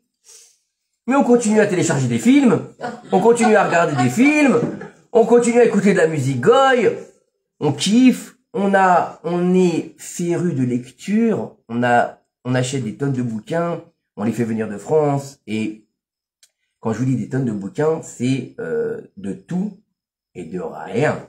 Ça va de l'essai philosophique au roman, à des choses sur l'art, des bouquins artistiques, pas très cachers non plus. Donc tout ça n'a rien de cachère. Donc je suis toujours parvé. J'étudie plus, mais je suis toujours parvé. Je fais Shabbat, attention. Je mange cachère, je fais Shabbat et je fais les fêtes. Comme beaucoup disent. Je fais Shabbat, je mange cachère, je fais les fêtes. Qu'est-ce qu'il veut de plus, si moi le bon Dieu? Et ben là, il va me faire, encore une fois, un clin d'œil. On me fait une proposition pour quitter mon poste. On propose un travail dans le monde religieux. Mais du marketing dans le monde religieux. Vous connaissez Groupon? Oui. Mais la même chose pour que le milieu Haredi. Incroyable, hein? Donc moi, je suis quelqu'un qui m'occupe du marketing, je sais faire ça, je rentre là-dedans, et j'ai travaillé qu'avec des francophones. Et là, c'est que des Israéliens. Et je me retrouve avec quelqu'un d'extraordinaire. Encore une fois, le cousin de ma femme, mais Germain, celui-là, cette fois-ci. Quoique, la famille de ma femme, elle a eu beaucoup d'influence dans ma teshuva. Puisque même celui qui m'a marié, c'est le cousin de ma femme qui s'appelle, vous le connaissez sûrement, c'est celui qui a écrit le livre extraordinaire Maaseh Avot. Le Rav David Haddad. Vous connaissez Maaseh Avot? Le livre est beige et bleu sur les Pirkei Avot. C'est lui qui m'a marié. Et donc, on me propose cette place, et alors lui, il a pas le temps de s'occuper, il me jette dans l'arène, il me dit, allez, vas-y. Le pauvre, il a pas le temps, sa maman, juste au moment où il commence à développer sa société, elle tombe malade, que Dieu enveloppe son âme dans le Gan Eden Mikelem aussi, Bezrat Hashem. Et elle tombe malade de la maladie. Et donc, il a pas le temps de s'en occuper, et il me met la société sur le dos. C'est très difficile, c'est une niche, c'est compliqué. Je tiens à peu près 10 mois ou 11 mois, je me souviens plus. Et malheureusement, la mayonnaise, elle prend pas. Et là, Dieu, il me dit maintenant, faut y aller, mon fils. Veille de Rosh Hashanah. 2 semaines avant Rosh Hashanah. Comme aujourd'hui, mais 2 semaines avant. Il m'appelle, il dit, faut que je te parle. Assis-toi. C'est le bon Dieu, ça? Non, c'est mon patron. Si le bon Dieu, il m'avait parlé comme ça, je serais pas à côté, en face de vous. C'est le bon Dieu. Et il m'appelle et il me dit, voilà, je suis désolé. Je vais être obligé de te virer. Et là, imaginez, 2 semaines de Rosh Hashanah. 2 semaines de Rosh Hashanah, il m'appelle et il me dit, je suis obligé de te virer. On est à 2 semaines de Rosh Hashanah. Ça fait 4 mois que j'ai acheté ma maison. Oh. D'accord, donc j'ai signé la maison. Je sais plus si j'ai la 4e, j'ai la 3e, ça c'est sûr. Je sais pas si j'ai la 4e encore. Donc la famille, elle s'agrandit. Bah, c'est ma femme, elle est enceinte, je sais plus exactement. En tout cas, les choses commencent à évoluer, quoi. Et tu te dis, bah. Et j'ai pas du tout la même émouna qu'aujourd'hui. C'est-à-dire, salut Norbert. C'est-à-dire quoi? Il y a ton jaune qui est là. C'est-à-dire que, quand il y a le minus de moins 2000, je dors pas pendant 2 jours. Quand la banquière elle m'appelle, je fais une crise cardiaque. D'accord? Voilà, il y a un pneu qui est crevé, comment on va faire? Tu comprends pas compte? Viens, on rentre en France. Et toujours comme ça. Aujourd'hui, grâce à Dieu, je me suis un peu calmé. Le minus, il a dépassé les 2000, et la banquière, eh ben, elle peut appeler, c'est pas grave. Baruch Hashem. Elle l'appelle d'ailleurs. Et il me vire. Et là, 2 semaines avant, comment on va faire? Et moi, je dis à ma femme, Alaï, t'inquiète pas, chérie. Il y a les pitsouim. J'assume. Il y a les pitsouim, je me suis fait virer, je vais toucher mon chômage. Mais j'ai jamais été au chômage en Israël. Ah ouais.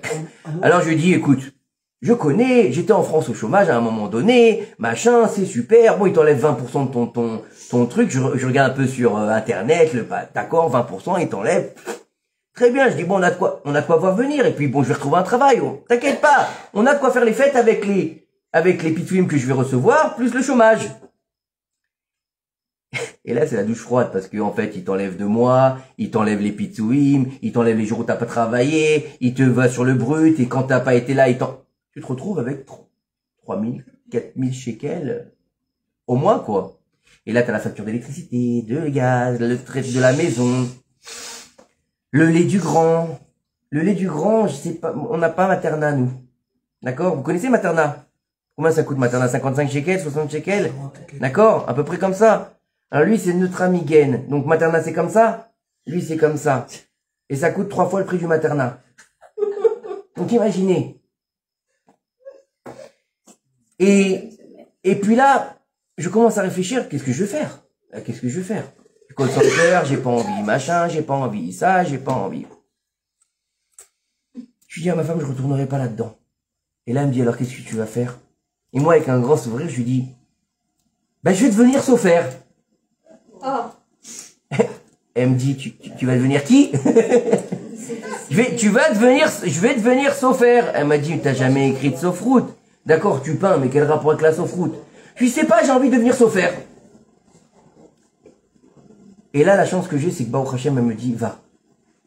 Elle me dit, on s'en sortira. Va, on verra comment on s'en sortira. Baruch Hashem, j'ai trahi à la maison. On serre la ceinture, mais elle me dit, va. Alors, avant d'aller commencer à faire sauf-route, moi, je sais pas comment il faut faire sauf-route, je sais pas où il faut aller, je sais pas qui faut aller voir, comment tu deviens sauf-faire, je sais même pas qu'est-ce qu'il faut utiliser. Est-ce qu'il faut utiliser un crayon, un stylo? Je connais rien de la sauf-route. Je sais qu'un sauf-faire, il écrit des téphilines, des mezuzot, un sefer Torah, c'est joli. C'est tout ce que je sais. Je connais pas la halachot, je sais pas ce qu'il faut étudier, je n'y connais rien. Maintenant, tout ce que moi j'ai étudié au collège, la plupart du temps, c'était des petites kétas. C'est lui qui traduisait. C'est pas à moi de prendre le livre. Donc je suis pas à l'aise encore avec les livres de Torah. J'appelle mon Rav, je lui dis, Rabbi Nissim, faut que je te vois. Il me dit, c'est urgent? Je lui dis, c'est très urgent. J'arrive au collège, il est 9h du matin. Je lui dis, il faut que je te parle. Et là, il me voit, il me dit, il y a quelque chose qui a changé chez toi. J'arrive là-bas, j'ai un pantalon noir, j'ai une chemise blanche. Et il me dit non. Il me dit viens, on s'en va. Viens, on sort d'ici. On est parti s'asseoir dans un café, on a discuté. Et il me dit qu'est-ce qui se passe? Je lui explique. Je suis viré, machin, truc, tac, tac. J'ai besoin de plus. J'ai besoin de plus. Je me sens vide. J'ai besoin de beaucoup plus. Il me dit alors? Il me dit étudie.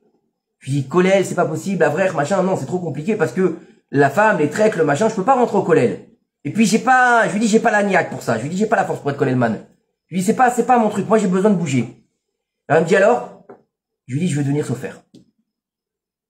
Et là, il me regarde, écoutez bien ce qu'il me dit. Il me regarde dans les yeux et il me dit, non. Il me dit, c'est pas pour toi. Je lui dis, pourquoi? Il me dit, c'est pas pour toi. Et là, il s'en suivi, je crois que ça a duré 8-9 heures de discussion. 8-9 heures de discussion intense, pour lui prouver que j'étais capable d'être chauffeur. Maintenant, je connaissais rien à la sauf-route, Et, je sais plus quelle heure il était, 10 heures du soir, il me dit, maintenant, tu peux être chauffeur. Je lui dis, comment? Il me dit, maintenant, tu peux être chauffeur. Il me dit, mais il y a un problème. Il faut qu'on aille à Me'ar She'arim. C'était 9 heures du soir, je crois. Je lui dis, pourquoi? Il me dit, il faut qu'on t'achète une kippa. Et un talit katan. Je lui dis, ben, j'ai un talit katan, déjà. J'avais pris sur moi, à l'époque où j'arrivais pas à avoir des enfants. Et donc, j'avais pris sur moi de prendre le talit katan. Et la kippa, j'ai toujours mis la kippa. Il me dit non. Il me dit parce que malheureusement, en Israël, on va juger les gens sur leur apparence. Et la kippa, ça te met dans une case. La kippa sruga, ça te met dans le côté d'Atiloumi. La kippa noire en velours, c'est Haredi. Donc, c'est plus simple quand t'es Haredi on va dire, de faire, de pouvoir, de pouvoir travailler avec tout le monde. Quand tu es par exemple d'Atiloumi, tu vas travailler qu'avec les d'Atiloumi, tu vois, ou les Chiloni, mais pas avec les Haredim, par exemple. C'est très bête, je suis complètement contre ça, on est bien d'accord, mais il m'explique ça, je vous parle de ça il y a plus de 15 ans, d'accord, en arrière. C'est toujours d'actualité. On va à Me'ar She'arim, on va là-bas, alors maintenant il me dit, qu'est-ce que tu fais? Il me dit, maintenant tu vas venir tous les jours au collège, on va apprendre, une fois par semaine au collège, on va apprendre la halachot. Et trouve un cours pour pouvoir apprendre Avoda et Maaseh. Comment tu devenir un chauffeur? Bah, au Hachem, j'ai encore des srouillottes de l'agent juif, de la Aliyah. J'arrive au Misra d'Aklita, je crois que c'est au Misra d'Aklita, et je me retrouve en face d'une Russe. Et là, je lui dis, voilà, je suis venu te voir parce que je voudrais faire un cours puisque je sais, j'ai le droit à 10 ans en Israël de faire un cours. Elle me dit, Nahon, tu peux faire un cours. Elle me dit, quel cours tu veux faire? Je lui dis, je veux être sofer. Et là, elle me dit, mais il n'y a pas besoin de cours pour aller travailler au super. Je vous assure, hein. Je lui dis, non, sofer. Elle me dit, qu'est-ce que... Écoute bien, c'est quoi? Elle me dit comme ça, c'est quoi? C'est une russe. Moi, c'est... Je lui dis, sofer, c'est les gens qui... Yoda Manishma. C'est les gens qui écrivent je lui explique les Sefer Torah, les machins. Elle me dit, la vérité, c'est la première fois qu'on me demande ça. Je sais même pas si ça existe dans l'ordinateur. Elle cherche, elle dure 5-6 bonnes minutes. Elle trouve. Elle me dit, effectivement, elle me dit, t'as de la chance. Elle trouve, elle me dit, voilà, tu payes machin, on te paye à hauteur de 90%. Baruch Hashem, Chesed Hashem. Encore une fois, Dieu, il me trouve encore les choses. Il m'ouvre les portes encore une fois. Toutes les portes, elles s'ouvrent. Les portes, elles s'ouvrent pour la Sofroute. Je vais jusqu'à Bnei Brak, j'apprends la Sofroute à Bnei Brak. Maintenant, un cours de Sofroute à Bnei Brak, c'est tout sauf un cours. Le mec, il arrive, il a fini sa journée, il est 8 heures du soir. Toi aussi, t'as fini ta journée, t'es mort. Il prend le livre et il lit. Et il te dit, vous avez compris? Oui, alors on continue. D'accord?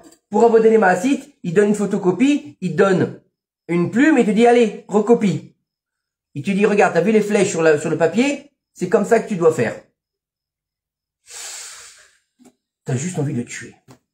Et grâce à Dieu, Dieu il va encore m'ouvrir une porte. Mais encore une porte extraordinaire. J'avais eu des liens avec un sofer qui avait fait l'étude de mon papa et qui était c'était le sofer francophone d'Ashkelon, que tous les francophones ils étaient chez lui. Et moi quand je vivais d'Ashdod. Et moi quand j'étais à Ashdod, j'avais quelques liens avec lui, mais ça s'arrêtait là. C'est un ami de Rav Nissim. Et je lui dis, est-ce que tu peux lui demander s'il peut devenir mon Mélamed, mon enseignant en Sofroute. Et là tu rentres dans une autre dimension. J'apprends la halachot de Sofroute au cours, j'apprends l'activa au cours, mais de l'autre côté, j'apprends toute la halachot au kollel avec le Rosh Yeshiva qui est le Rav Nissim. Dans Mishnah Brura, quand il m'ouvre le livre, je lui dis, je comprends rien. Comment on fait? Il m'a dit, t'inquiète pas, on va y aller. On a appris Siman Lamed Bet, Siman Lamed E, non, Siman Lamed Vav, Siman Lamed Bet, Siman Lamed Bet et Siman Lamed Vav de Sofroute. Et avec Rabbi Yaakov Journo, il me donne tous les tipis. Tiens, un coup de mousse comme ça, fait comme si, la truc, le machin, le truc. Et il me donne des choses, parce qu'il faut savoir que le matériel coûte cher. Donc ils vont te vendre par exemple ce qu'ils appellent Afkat Eden. On dirait qu'elle a été prise au Gan Eden tellement qu'elle est chère.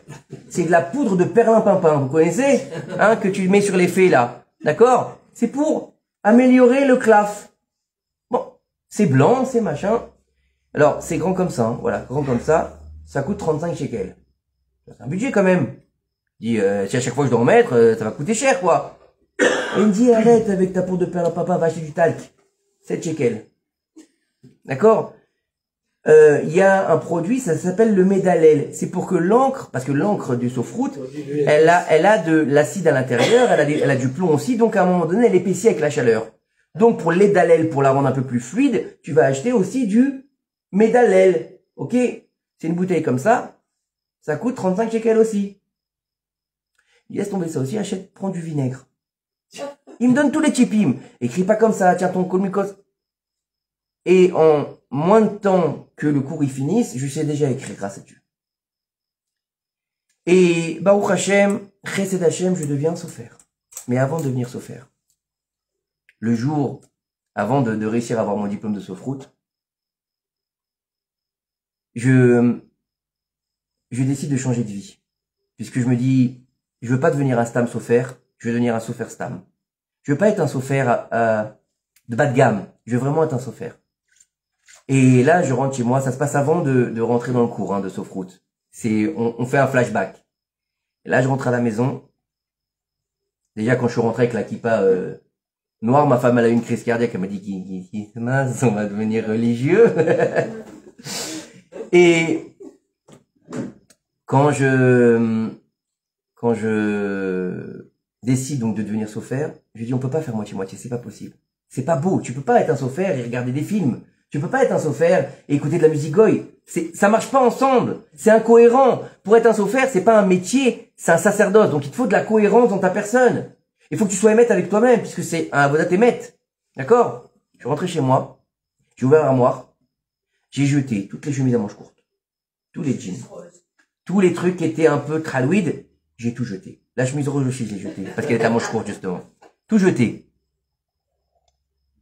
Ma femme, elle me voit faire ça, elle me dit, ça y est, il a pété les plombs. Je vais dans mes tableaux, je jette tout ce qui est pas de Sanoa. Bah oui, j'ai appris à peindre des nus. Et je les avais gardés, pour moi c'était des œuvres. Tout ce qui est nu, que ce soit homme ou femme, yallah, à la poubelle. Je vide, je vide, je vide, je vide. J'ai des livrets remplis de collages, de travail que je fais sur le collage. Il y a énormément de photos qui sont pas de sniout. Parce que j'utilisais beaucoup les photographies pour le travail artistique. Des photos qui n'étaient pas du tout cachères. Faut dire les choses comme elles sont. Je déchire page après page, page après page, page après page. Je me dis, demain, les enfants, ils vont ouvrir ça, ils vont voir ça. C'est haram. Et moi, je peux garder ça dans ma maison. Je peux mettre Mishnah Boura et en dessous, tu mets des photos de femmes nues. Ça marche pas ensemble. Je jette tout. Et là, j'ai une crise. Et là, ma femme, elle a pété les plombs. Vendredi. Vous savez comment c'est le vendredi à la maison chez les Juifs? Ouais. Elle est en train de préparer son Shabbat. Donc, à l'époque, on avait une petite maison dans la prairie. Il y avait un petit... Ouais, on se prenait pour Charlinga, je vous assure. On avait une petite cour devant, une petite cour derrière. Devant, on avait le petit mangal. Maintenant, quand je vous dis le petit mangal, c'est pas... Vous savez, c'est pas le gros, là, à gaz. C'est le petit mangal rond, vous savez, que vous achetez chez Ace à 100 shekels. Oui. Hein? Et que t'as fait les merguez et les machins, et que t'essaies de trouver de la place à chaque fois pour mettre le steak. Je l'ouvre. Et je mets le feu. La femme me dit, qu'est-ce que tu fais? Je suis en train de préparer Shabbat. Et on est déjà à Khatzot, tu vas faire quoi? Tu veux manger, goûte les boulettes, fais quelque chose. Qu'est-ce que tu fais? Elle me dit non. Je lui dis, laisse-moi tranquille. Je vais dans le salon, je vais dans la bibliothèque. Tous les livres de Chol. Tous les livres de Chol, il doit y avoir 150. Je les prends, et je dis, il faut que je fasse un korban à Kadosh Baruch Hu. Elle me dit, pourquoi tu les vends pas? Elle me dit, vends-les. Je lui dis, non, parce que tu vends de la Touma. Tu peux pas vendre de la Touma. T'es obligé de t'en séparer pour pouvoir réussir. Si je fais pas un korban, je serai un sofer. Elle me dit alors? Elle me dit, tu vas brûler tout ça? Je lui dis, comment? Livre après livre, page après page. J'ai brûlé tous les livres. Il y avait devoir 150 pages.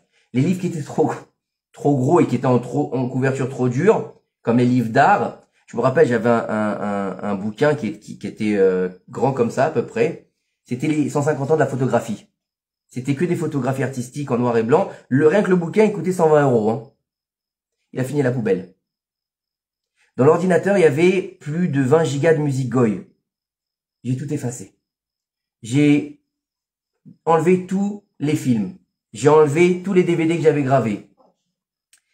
Il y avait tellement de livres qu'on brûlait. L'encre des livres, elle a imbibé les pieds du mangal. Ça veut dire qu'il y avait un gouche, après Shabbat, sur les pieds du mangal, il y en avait trois pieds comme ça, qui étaient durs, avec comme une sculpture dessus. Et le mangal, il a brûlé jusqu'après l'entrée de Shabbat et même pendant la nuit. Tellement qu'il y avait le livre. Ça, c'était ma capara. Et il y a eu des CD aussi. Il y avait des CD, pas des CD, hein. Au contraire, je me suis senti vivant quand j'ai fait ça. Tous les CD que j'avais, pas les copies, les originaux. Ça, je pense que c'était le plus dur. De jeter à la poubelle les CD de Goldman. Ça, c'était très dur. Mais on l'a fait aussi. Non, pour moi, c'était dur. Et donc, on va à ce fameux cours, et on va étudier, et on va devenir un sophère, un véritable sophère. Et là, je rentre dans cette idée de sofroute et je deviens moi-même un coulmousse. Je deviens moi-même une plume. Je vis sofroute, je dors sofroute, j'étudie sofroute, je fais que ça. J'étudie la lachot en plus, j'étudie les Shem Hashem, tout ce qui est attrait à la sofroute, j'étudie. Et à partir du moment où j'ai posé mon coulmousse sur le claf, le coulmousse c'est la plume, vous avez compris? Oui. Sur le claf, donc sur le parchemin, je ne touche plus un seul pinceau. Je n'arrive plus à peindre une seule peinture. Ça faisait plus de 10 ans que je faisais de la peinture. Hein. Je n'arrive plus à toucher une seule peinture. Ma femme me dit, tu peins plus? Je lui dis, tout ce que je donnais là-bas, je le donne là. Et Dieu bénisse. J'y vais. On a dépassé, je crois, non? Le temps. J'y vais. Et là, Baruch Hashem, mes zouzot, tefilin, mes guilotes, puis tout ma ktoret. Et Dieu, il me fait languir. Parce que, pour le Sofer, le plus grand, c'est le Sefer Torah. Et tu vas avoir un Sefer Torah. Et là, Dieu, il continue dans sa bonté, il m'ouvre encore une porte. Un truc de malade. Je reçois un coup de téléphone de France. Mais non, ni j'ai fait de la publicité, ni rien du tout. Je reçois un coup de téléphone de France. Voilà, ton beau-frère, il m'a parlé de toi. On m'a dit que tu étais Sofer. J'ai ma maman qui est décédée, je voudrais lui faire un Sefer Torah. T'es sûr? Oui. C'est temps. Il n'y a pas de problème. Maintenant, je suis à Ashkelon, lui, il est à Paris, je l'ai jamais vu de ma vie. Comment tu vas me régler? Western Union. Il n'y avait pas à l'époque Bit, hein, il n'y avait pas tout ça. Hein. Western Union. T'es sûr? Alors moi, un peu blata, je lui dis, attends, qu'est-ce qui me prouve que tu vas vouloir? Peut-être que je vais commencer. Il me dit, combien tu veux pour commencer? Combien tu veux tout de suite? Je lui dis 25 000. Il m'a dit, tu les as demain. Et il raccroche. J'ai jamais vu de ma vie, je sais pas qui c'est. Je sais qui ce mec. Et c'est une blague. Tu sais, tu raccroches, je dis, bon, encore un... Bon, d'accord, ok, bon, le mec il s'est chauffé, il va faire un Sefer Torah pour sa mère. Et on verra. Le lendemain, je reçois, au Western Union, 25 000 shekels. Je commence à Sefer Torah. J'écris ce Sefer Torah. Et une simata d'Ishmaïa extraordinaire. Dieu, il fait que j'arrive à avoir un studio pour écrire le Sefer Torah. Je suis dans un studio alors que j'écrivais de la maison. Un studio que je ne paye pas, hein, je tiens à préciser. D'accord? Cadeau. Tu sais pas d'où il vient. C'est pas fini. Maintenant, on arrive vers la fin du Sefer Torah. Il me dit, voilà, Shmuel, synagogue, là, Neuilly. La classe. Telle date, tel truc, j'ai pris le traiteur, j'ai pris le machin, j'ai pris le truc. Et moi, je suis dans un Enya de Teshuva. Et entre-temps, je suis même en train de donner des cours de Torah. J'ai commencé à donner des cours de Torah à Ashkelon aux francophones. Je suis sur un petit nuage. Et Dieu béni, je suis content. Le Sefer Torah est fini. Il a réservé une place pour le Sefer, une place pour moi. Même pour ma femme, mais elle peut pas venir. C'était normal aussi. Ça faisait partie de la kapara. Et au moment le plus glorieux de ta teshuva, quelque part, Dieu dit maintenant, on va ouvrir le livre des comptes. Dieu, c'est pas un frayeur. Dieu, il oublie jamais. Et il ouvre le livre des comptes. Une semaine avant. Non. Parce que je vous expliquais tout à l'heure, sans rentrer dans les détails, que pendant 3 ans, c'est la fête. D'accord? C'est la fête. À tous les niveaux. Et Dieu, il te dit, maintenant, on va ouvrir. Vous savez qu'est-ce qu'il y a marqué? Le livre, il est ouvert, tu peux venir faire tes courses, mais à la fin, on va envoyer des messagers pour que tu règles les comptes. Hein, qu'est-ce que tu fais? Quand tu vas faire tes courses au Shabbat, à la fin, il faut passer à la caisse. Et Dieu, il dit, maintenant que tu vas arriver aussi, ou à la plus grande chose, on va te rabaisser un petit peu, il te faut un peu d'humilité, baba. Mais il te dit pas ça avec des mots. Il te dit une semaine avant que tu partes, le billet est pris. Le billet du Sefer Torah, il est pris. Le Sefer Torah, il a été vérifié. Le manteau, il a été acheté. Il a été cousu. Tout est OK. Tout est en place. Le traiteur, il est bloqué. Elle a déjà commencé à travailler. Il y a certaines choses qu'elle avait déjà commencé à faire. D'accord? Donc, il peut pas annuler. D'accord? La synagogue est réservée. Il a déjà envoyé les invitations. Donc, on est d'accord que il faut qu'il y ait une Artasat Sefer Torah. Une semaine avant, jour pour jour, je dors. Et au milieu de la nuit, je me réveille avec une douleur comme jamais j'ai ressenti. Une envie d'aller aux toilettes, excusez-moi du terme, d'accord? Et là, c'est la catastrophe. Je saigne. Oh la panique, c'est la première fois de ma vie que ça m'arrive. Je vais en urgence à Terem, machin, truc, je lui explique, machin, il me dit, tout de suite tu vas? Opération. Non, il me dit tout de suite tu vas Au Mioun. Mioun. Oh, la panique. Et moi, je me dis, comment je vais faire pour le Sefer Torah? Comment je vais faire pour le Sefer Torah? Et je suis dans une souffrance, mais absolue. Bon. On arrive là-bas. Attendez, c'est pas fini, on arrive au Mioun. Et là, je tombe sur deux Russes, encore une fois. Et là, ils m'ont trouvé la totale. L'hernie, comment on appelle ça, là, non, les reins, là, comment ça s'appelle, là? Non, non, pas calcul, quand t'as mal au rein et que tu peux pas aller une infection urinaire. Mais il me dit, l'infection urinaire assez importante, ça peut te brûler les reins. Les mecs, ils mettent en panique totale. Il faut qu'on t'opère. Il amène un deuxième avis, un troisième avis. L'autre, ils viennent, ils me parlent dans tous les sens. Yo, vous allez vous calmer, les mecs. On est où, là? Vous croyez que vous êtes dans Grey's Anatomy? Ça suffit, quoi. Ma femme à côté, elle me dit, jamais tu voyages. Oh. Et l'autre, il me dit, on va t'opérer. Oh. Il me dit quand? Il me dit là, dans 3 jours, 4 jours. Je lui dis, mais lundi, je dois partir en France. Je sais plus quel jour, lundi, je partais, ou mardi, je partais. Et 2 jours après, c'était l'Arknasat Sefer Torah. Il me dit, bah, tu pars pas. Oh. Et moi, je lui dis en français, tu crèves, je pars. Il me dit, oui, d'accord. Il me dit, va prendre rendez-vous. Je lui dis, d'accord, je prends rendez-vous. Ma femme me dit, tu vas partir? Ma femme, elle est un peu tunisienne sur les bords. Comment on va faire? Qu'est-ce que tu vas faire? Si ça t'arrive là-bas, dans l'avion?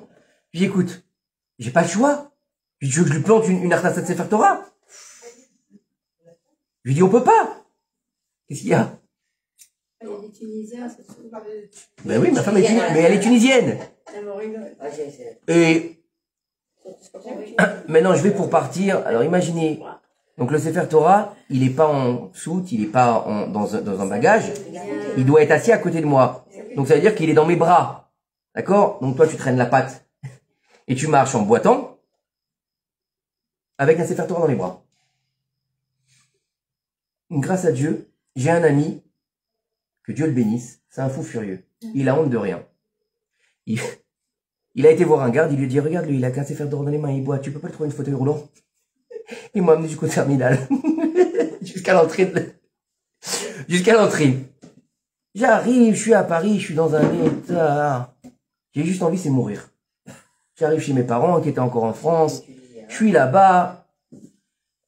Et je souffre, et je souffre, et je souffre. J'ai même plus envie d'aller aux toilettes tellement que je souffre. Mais rien avec votre mais pour vous expliquer lequel niveau de souffrance j'ai. Je suis dans un état lamentable. Je me dis, comment je vais faire l'Arknasat Sefer Torah? Demain, il y a 50 personnes, faut faire le truc. Je sais pas grave. J'arrive tant bien que mal à l'Arknasat Sefer Torah. On fait l'Arknasa, ils me font danser. J'en peux plus.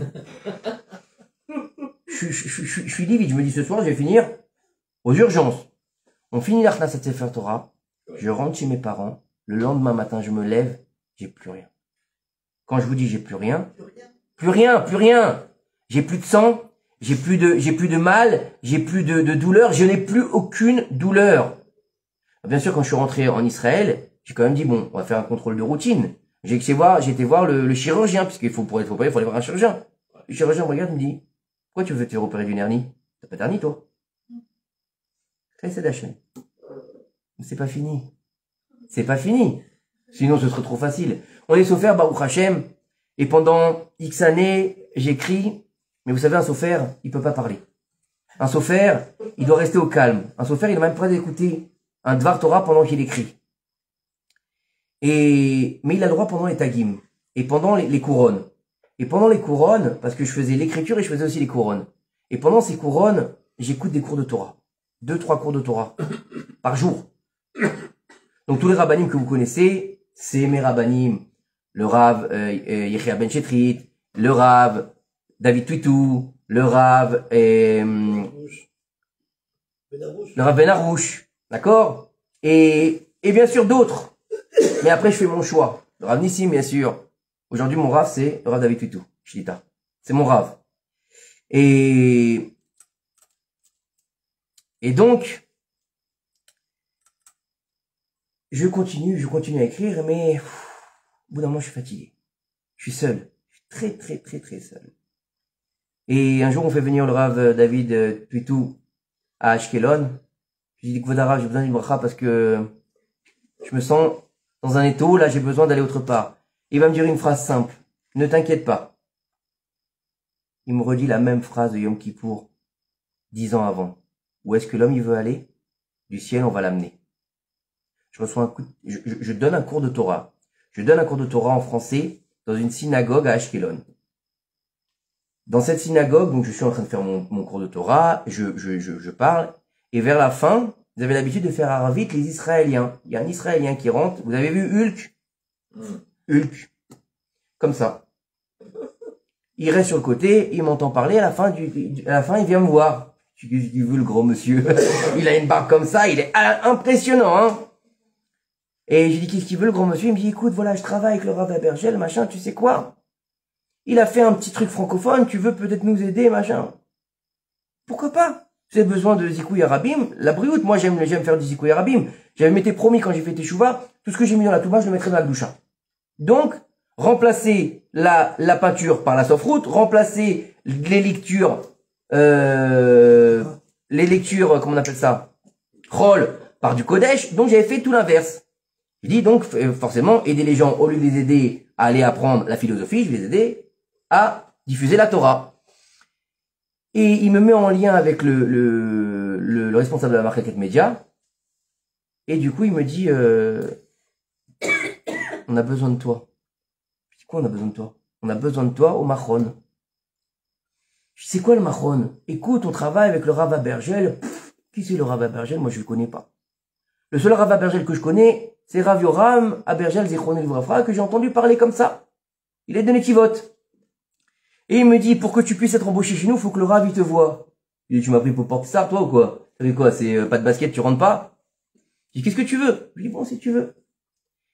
Et on se met d'accord sur le salaire. J'en pouvais plus d'être offert. Je lui dis, on se met d'accord sur le salaire. Et je dis à ma femme, mais non, je vais aller rentrer là-bas. Elle me dit, tu vas faire quoi comme métier là-bas? Je lui dis la vérité, je sais pas. Je sais pas. Ils vont t'embaucher. Pourquoi? Je vous assure, hein. Je lui dis, je sais pas. Il veut que j'aide à la francophonie. Pour faire quoi? J'en sais rien. On verra. Et il me dit, avant qu'on t'embauche, il me dit, bon, on s'est mis d'accord sur le salaire, on s'est mis d'accord sur les heures, on s'est mis d'accord sur le poste. Il n'y a pas de problème. Le poste. La francophonie. D'accord? Mais avant de rentrer chez nous, tu vas aller voir le Rav. Il faut que tu rencontres le Rav. C'est lui qui décide s'il te prend ou s'il te prend pas. C'est où le Rav? Alors moi je me suis dit, bah tu vas venir dans les bureaux, tu fais un rendez-vous avec le Rav, tu parles avec lui, en tête à tête, et ok, non ou pas, vous êtes d'accord? C'est comme ça un entretien d'embauche. Moi je suis très français encore dans ma tête, hein, un entretien d'embauche, je m'habille bien, Il me dit non, à la synagogue. Je lui dis, quelle synagogue? Et il me dit, le lundi soir, le Rav il donne un cours à Ashdod. À la fin du cours, tu vas faire un entretien avec le Rav. D'accord. J'arrive dans une synagogue. Au Bamou, il devait y avoir 500 personnes. Chez les hommes. Il fait un cours qui dure presque 2 heures. Je prie pour que ça s'arrête. J'en peux plus. Je suis épuisé. Je lui dis, va me recevoir le Rav. Et ils me disent, après qu'il ait reçu la synagogue. Après qu'il ait reçu la synagogue entière. Je dis, tu te moques de moi? Il me dit, non, c'est comme ça que ça se passe. Il reçoit toute la synagogue après le cours, le Rav. Il reçoit.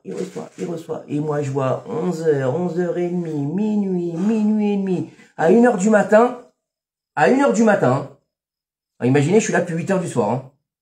À 1h du matin, le Rav, il est encore en train de serrer des mains et donner des brachot. Il est sur l'estrade, moi je suis assis. Et je l'attends, je suis assis. Dans la synagogue. Il se tourne vers moi. Il me dit, toi, tu m'attends? Je lui dis oui. Il me dit, toi et moi, comme ça, hein, toi et moi, on va travailler ensemble. Je l'ai vu sur ton front. Je fais sûrement. Je lui dis la vérité. C'est qui celui-là? C'est qui ce Rav? J'ai jamais vendu. Et il est, je sais pas, pour ceux qui le connaissent pas, il est aussi impressionnant. C'est une belle bête. D'accord? Donc il est assez impressionnant. Il doit avoir 45 ans, mais il a une grande barbe blanche comme ça, un grand chapeau. Vous voyez ce que je veux dire? Ça fait rabbin, quoi. Après, vers 1h30, 2h du matin, je crois, il me reçoit. Et il me parle. Il me dit, ok, on va travailler ensemble. J'arrive là-bas, je sais pas ce que je vais faire. Je me retrouve dans un endroit, c'est le paradis pour moi. C'est un bureau, yeshiva. Il y a que des Talmidei Chachamim. Ils sont en train d'écrire les enseignements du Rav Yoram, Zichrono Livracha, ils sont en train de mettre en page, il y a que de la Torah. Il n'y a pas une femme, il n'y a pas un truc de débauche, il n'y a rien. Tout est propre. Et c'est que des Talmidei Chachamim. Alors toi, tu arrives là-dedans. Tu viens de quelle yeshiva? La yeshiva Beaux-Arts. Et je me retrouve là-dedans. Et Baruch Hashem encore de Siyata Dishmaya, le jour, maintenant ça faisait 2 ans que j'avais pas écrit de Sefer Torah. Le jour où je rentre dans la société du Rav Abergel, j'ai un ami qui m'appelle pour me commander un Sefer Torah. Siyata Dishmaya. Incroyable. Et je suis devenu traducteur de Dvar Torah. Donc pour les traduire, il faut les étudier. Donc je vous explique, je deviens un vrai en fait. J'étudie. Ça a duré presque 6 ans. Presque 6 ans. Et en 6 ans, Baruch Hashem, on a pu évoluer, on a pu même traduire et éditer les enseignements du Rav Abergel Imre Noam en français.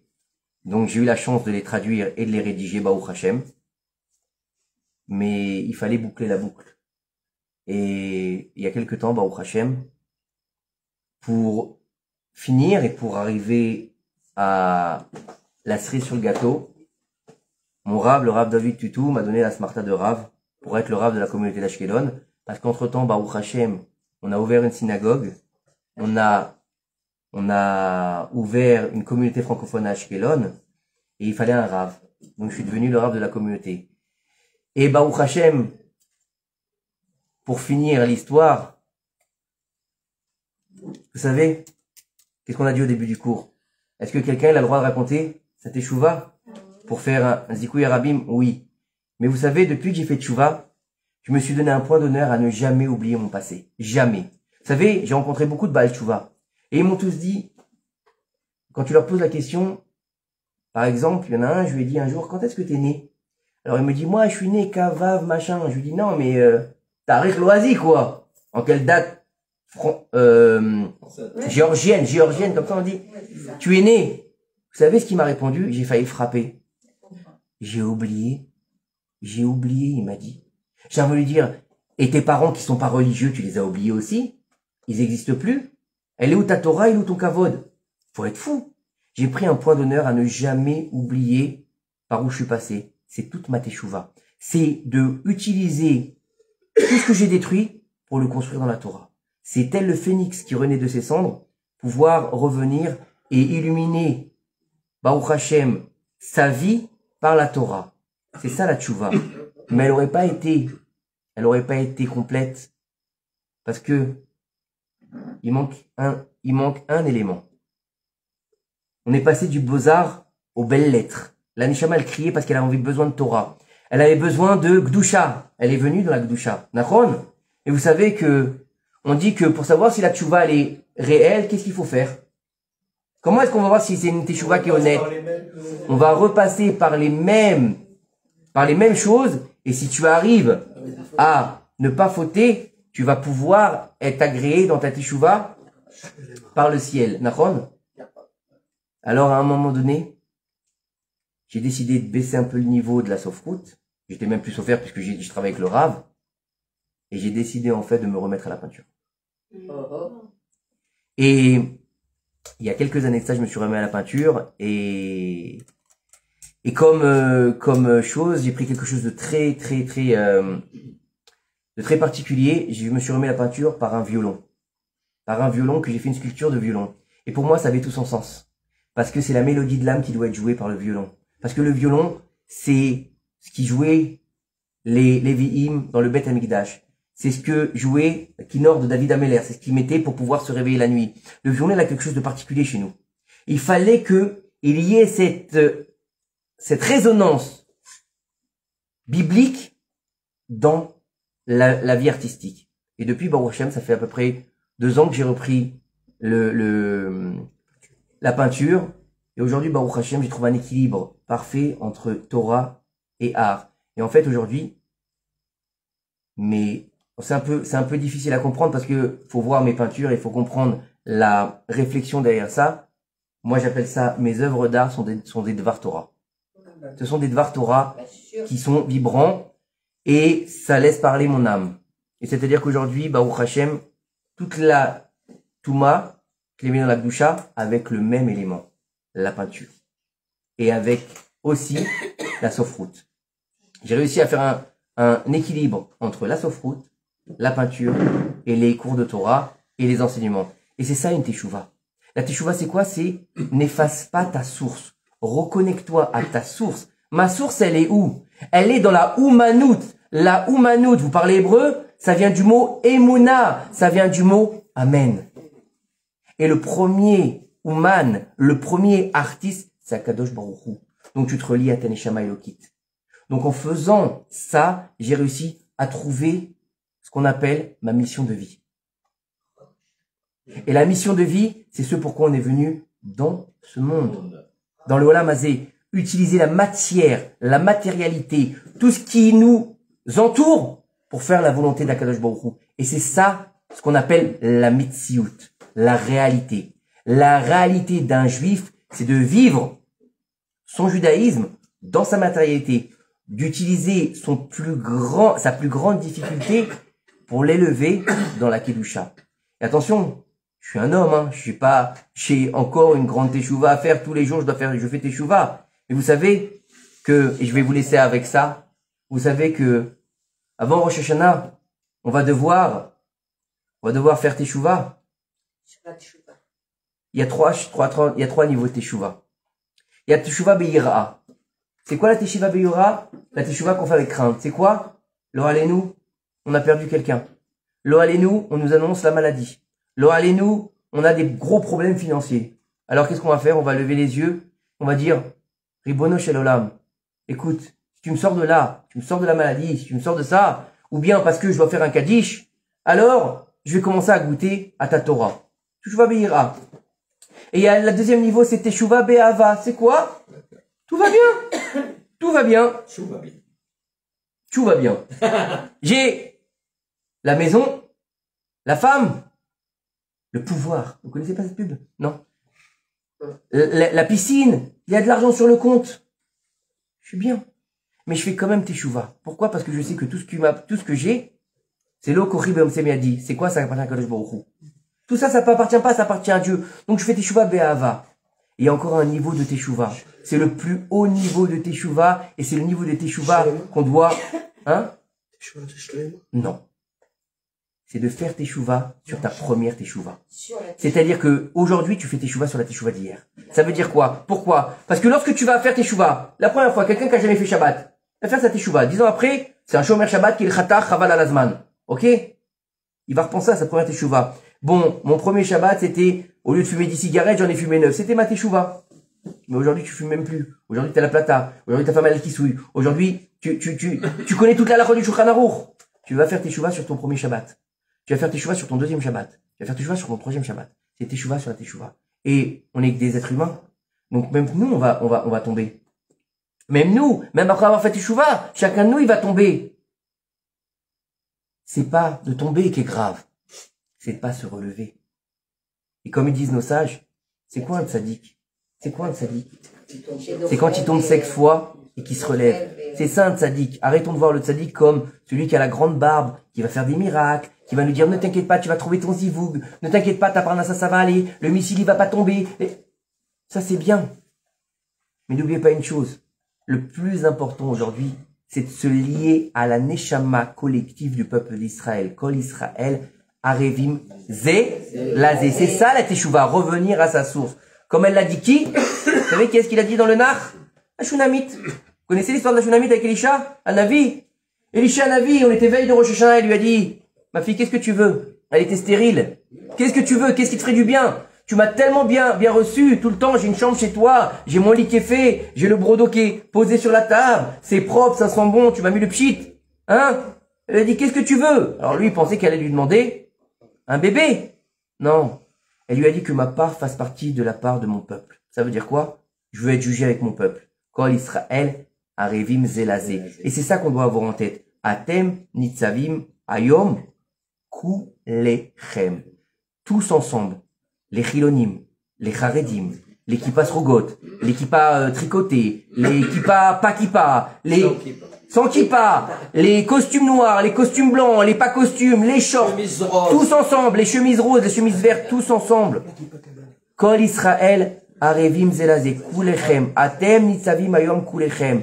Et c'est pour ça que je tenais à vous faire part de mon histoire aujourd'hui, parce que un rabbin, il sort pas forcément d'une yeshiva, et un rabbin, il sort pas forcément d'un endroit où il n'était pas non plus là-dedans. Il peut être aussi dans les deux, il peut être aussi parvé, mais une chose est sûre, c'est que rien n'est impossible pour un juif. Si Mouva m'y dit, tu connaîtras toute la halachot de Sofrout sur le bout des doigts, je t'aurais dit, arrête de rêver. Si tu m'avais dit, tu vivras en Israël, je t'aurais dit, crève. Si tu m'avais dit, un jour, tu auras une barbe, alors pas, je t'aurais dit, crève. Encore pire. D'accord? Et si tu m'avais dit, tu auras un costume noir et tu auras une chemise blanche et tu te prendras pour un pingouin, je t'aurais dit, j'ai rêvé sur la banquise. Donc, quoi qu'il arrive, ne jamais dire fontaine et ne jamais penser que c'est impossible. Comme il le disait, Rav Mordechai Eliyahu Zichrono Livracha. Rabbi Mordechai Eliyahu, c'était pas n'importe qui. On dit de lui que c'était Mashiach Ben Yosef. D'accord? Il disait, tout le monde est capable d'être Mordechai. Baruch Adonai L'Olam, Amen ve Amen.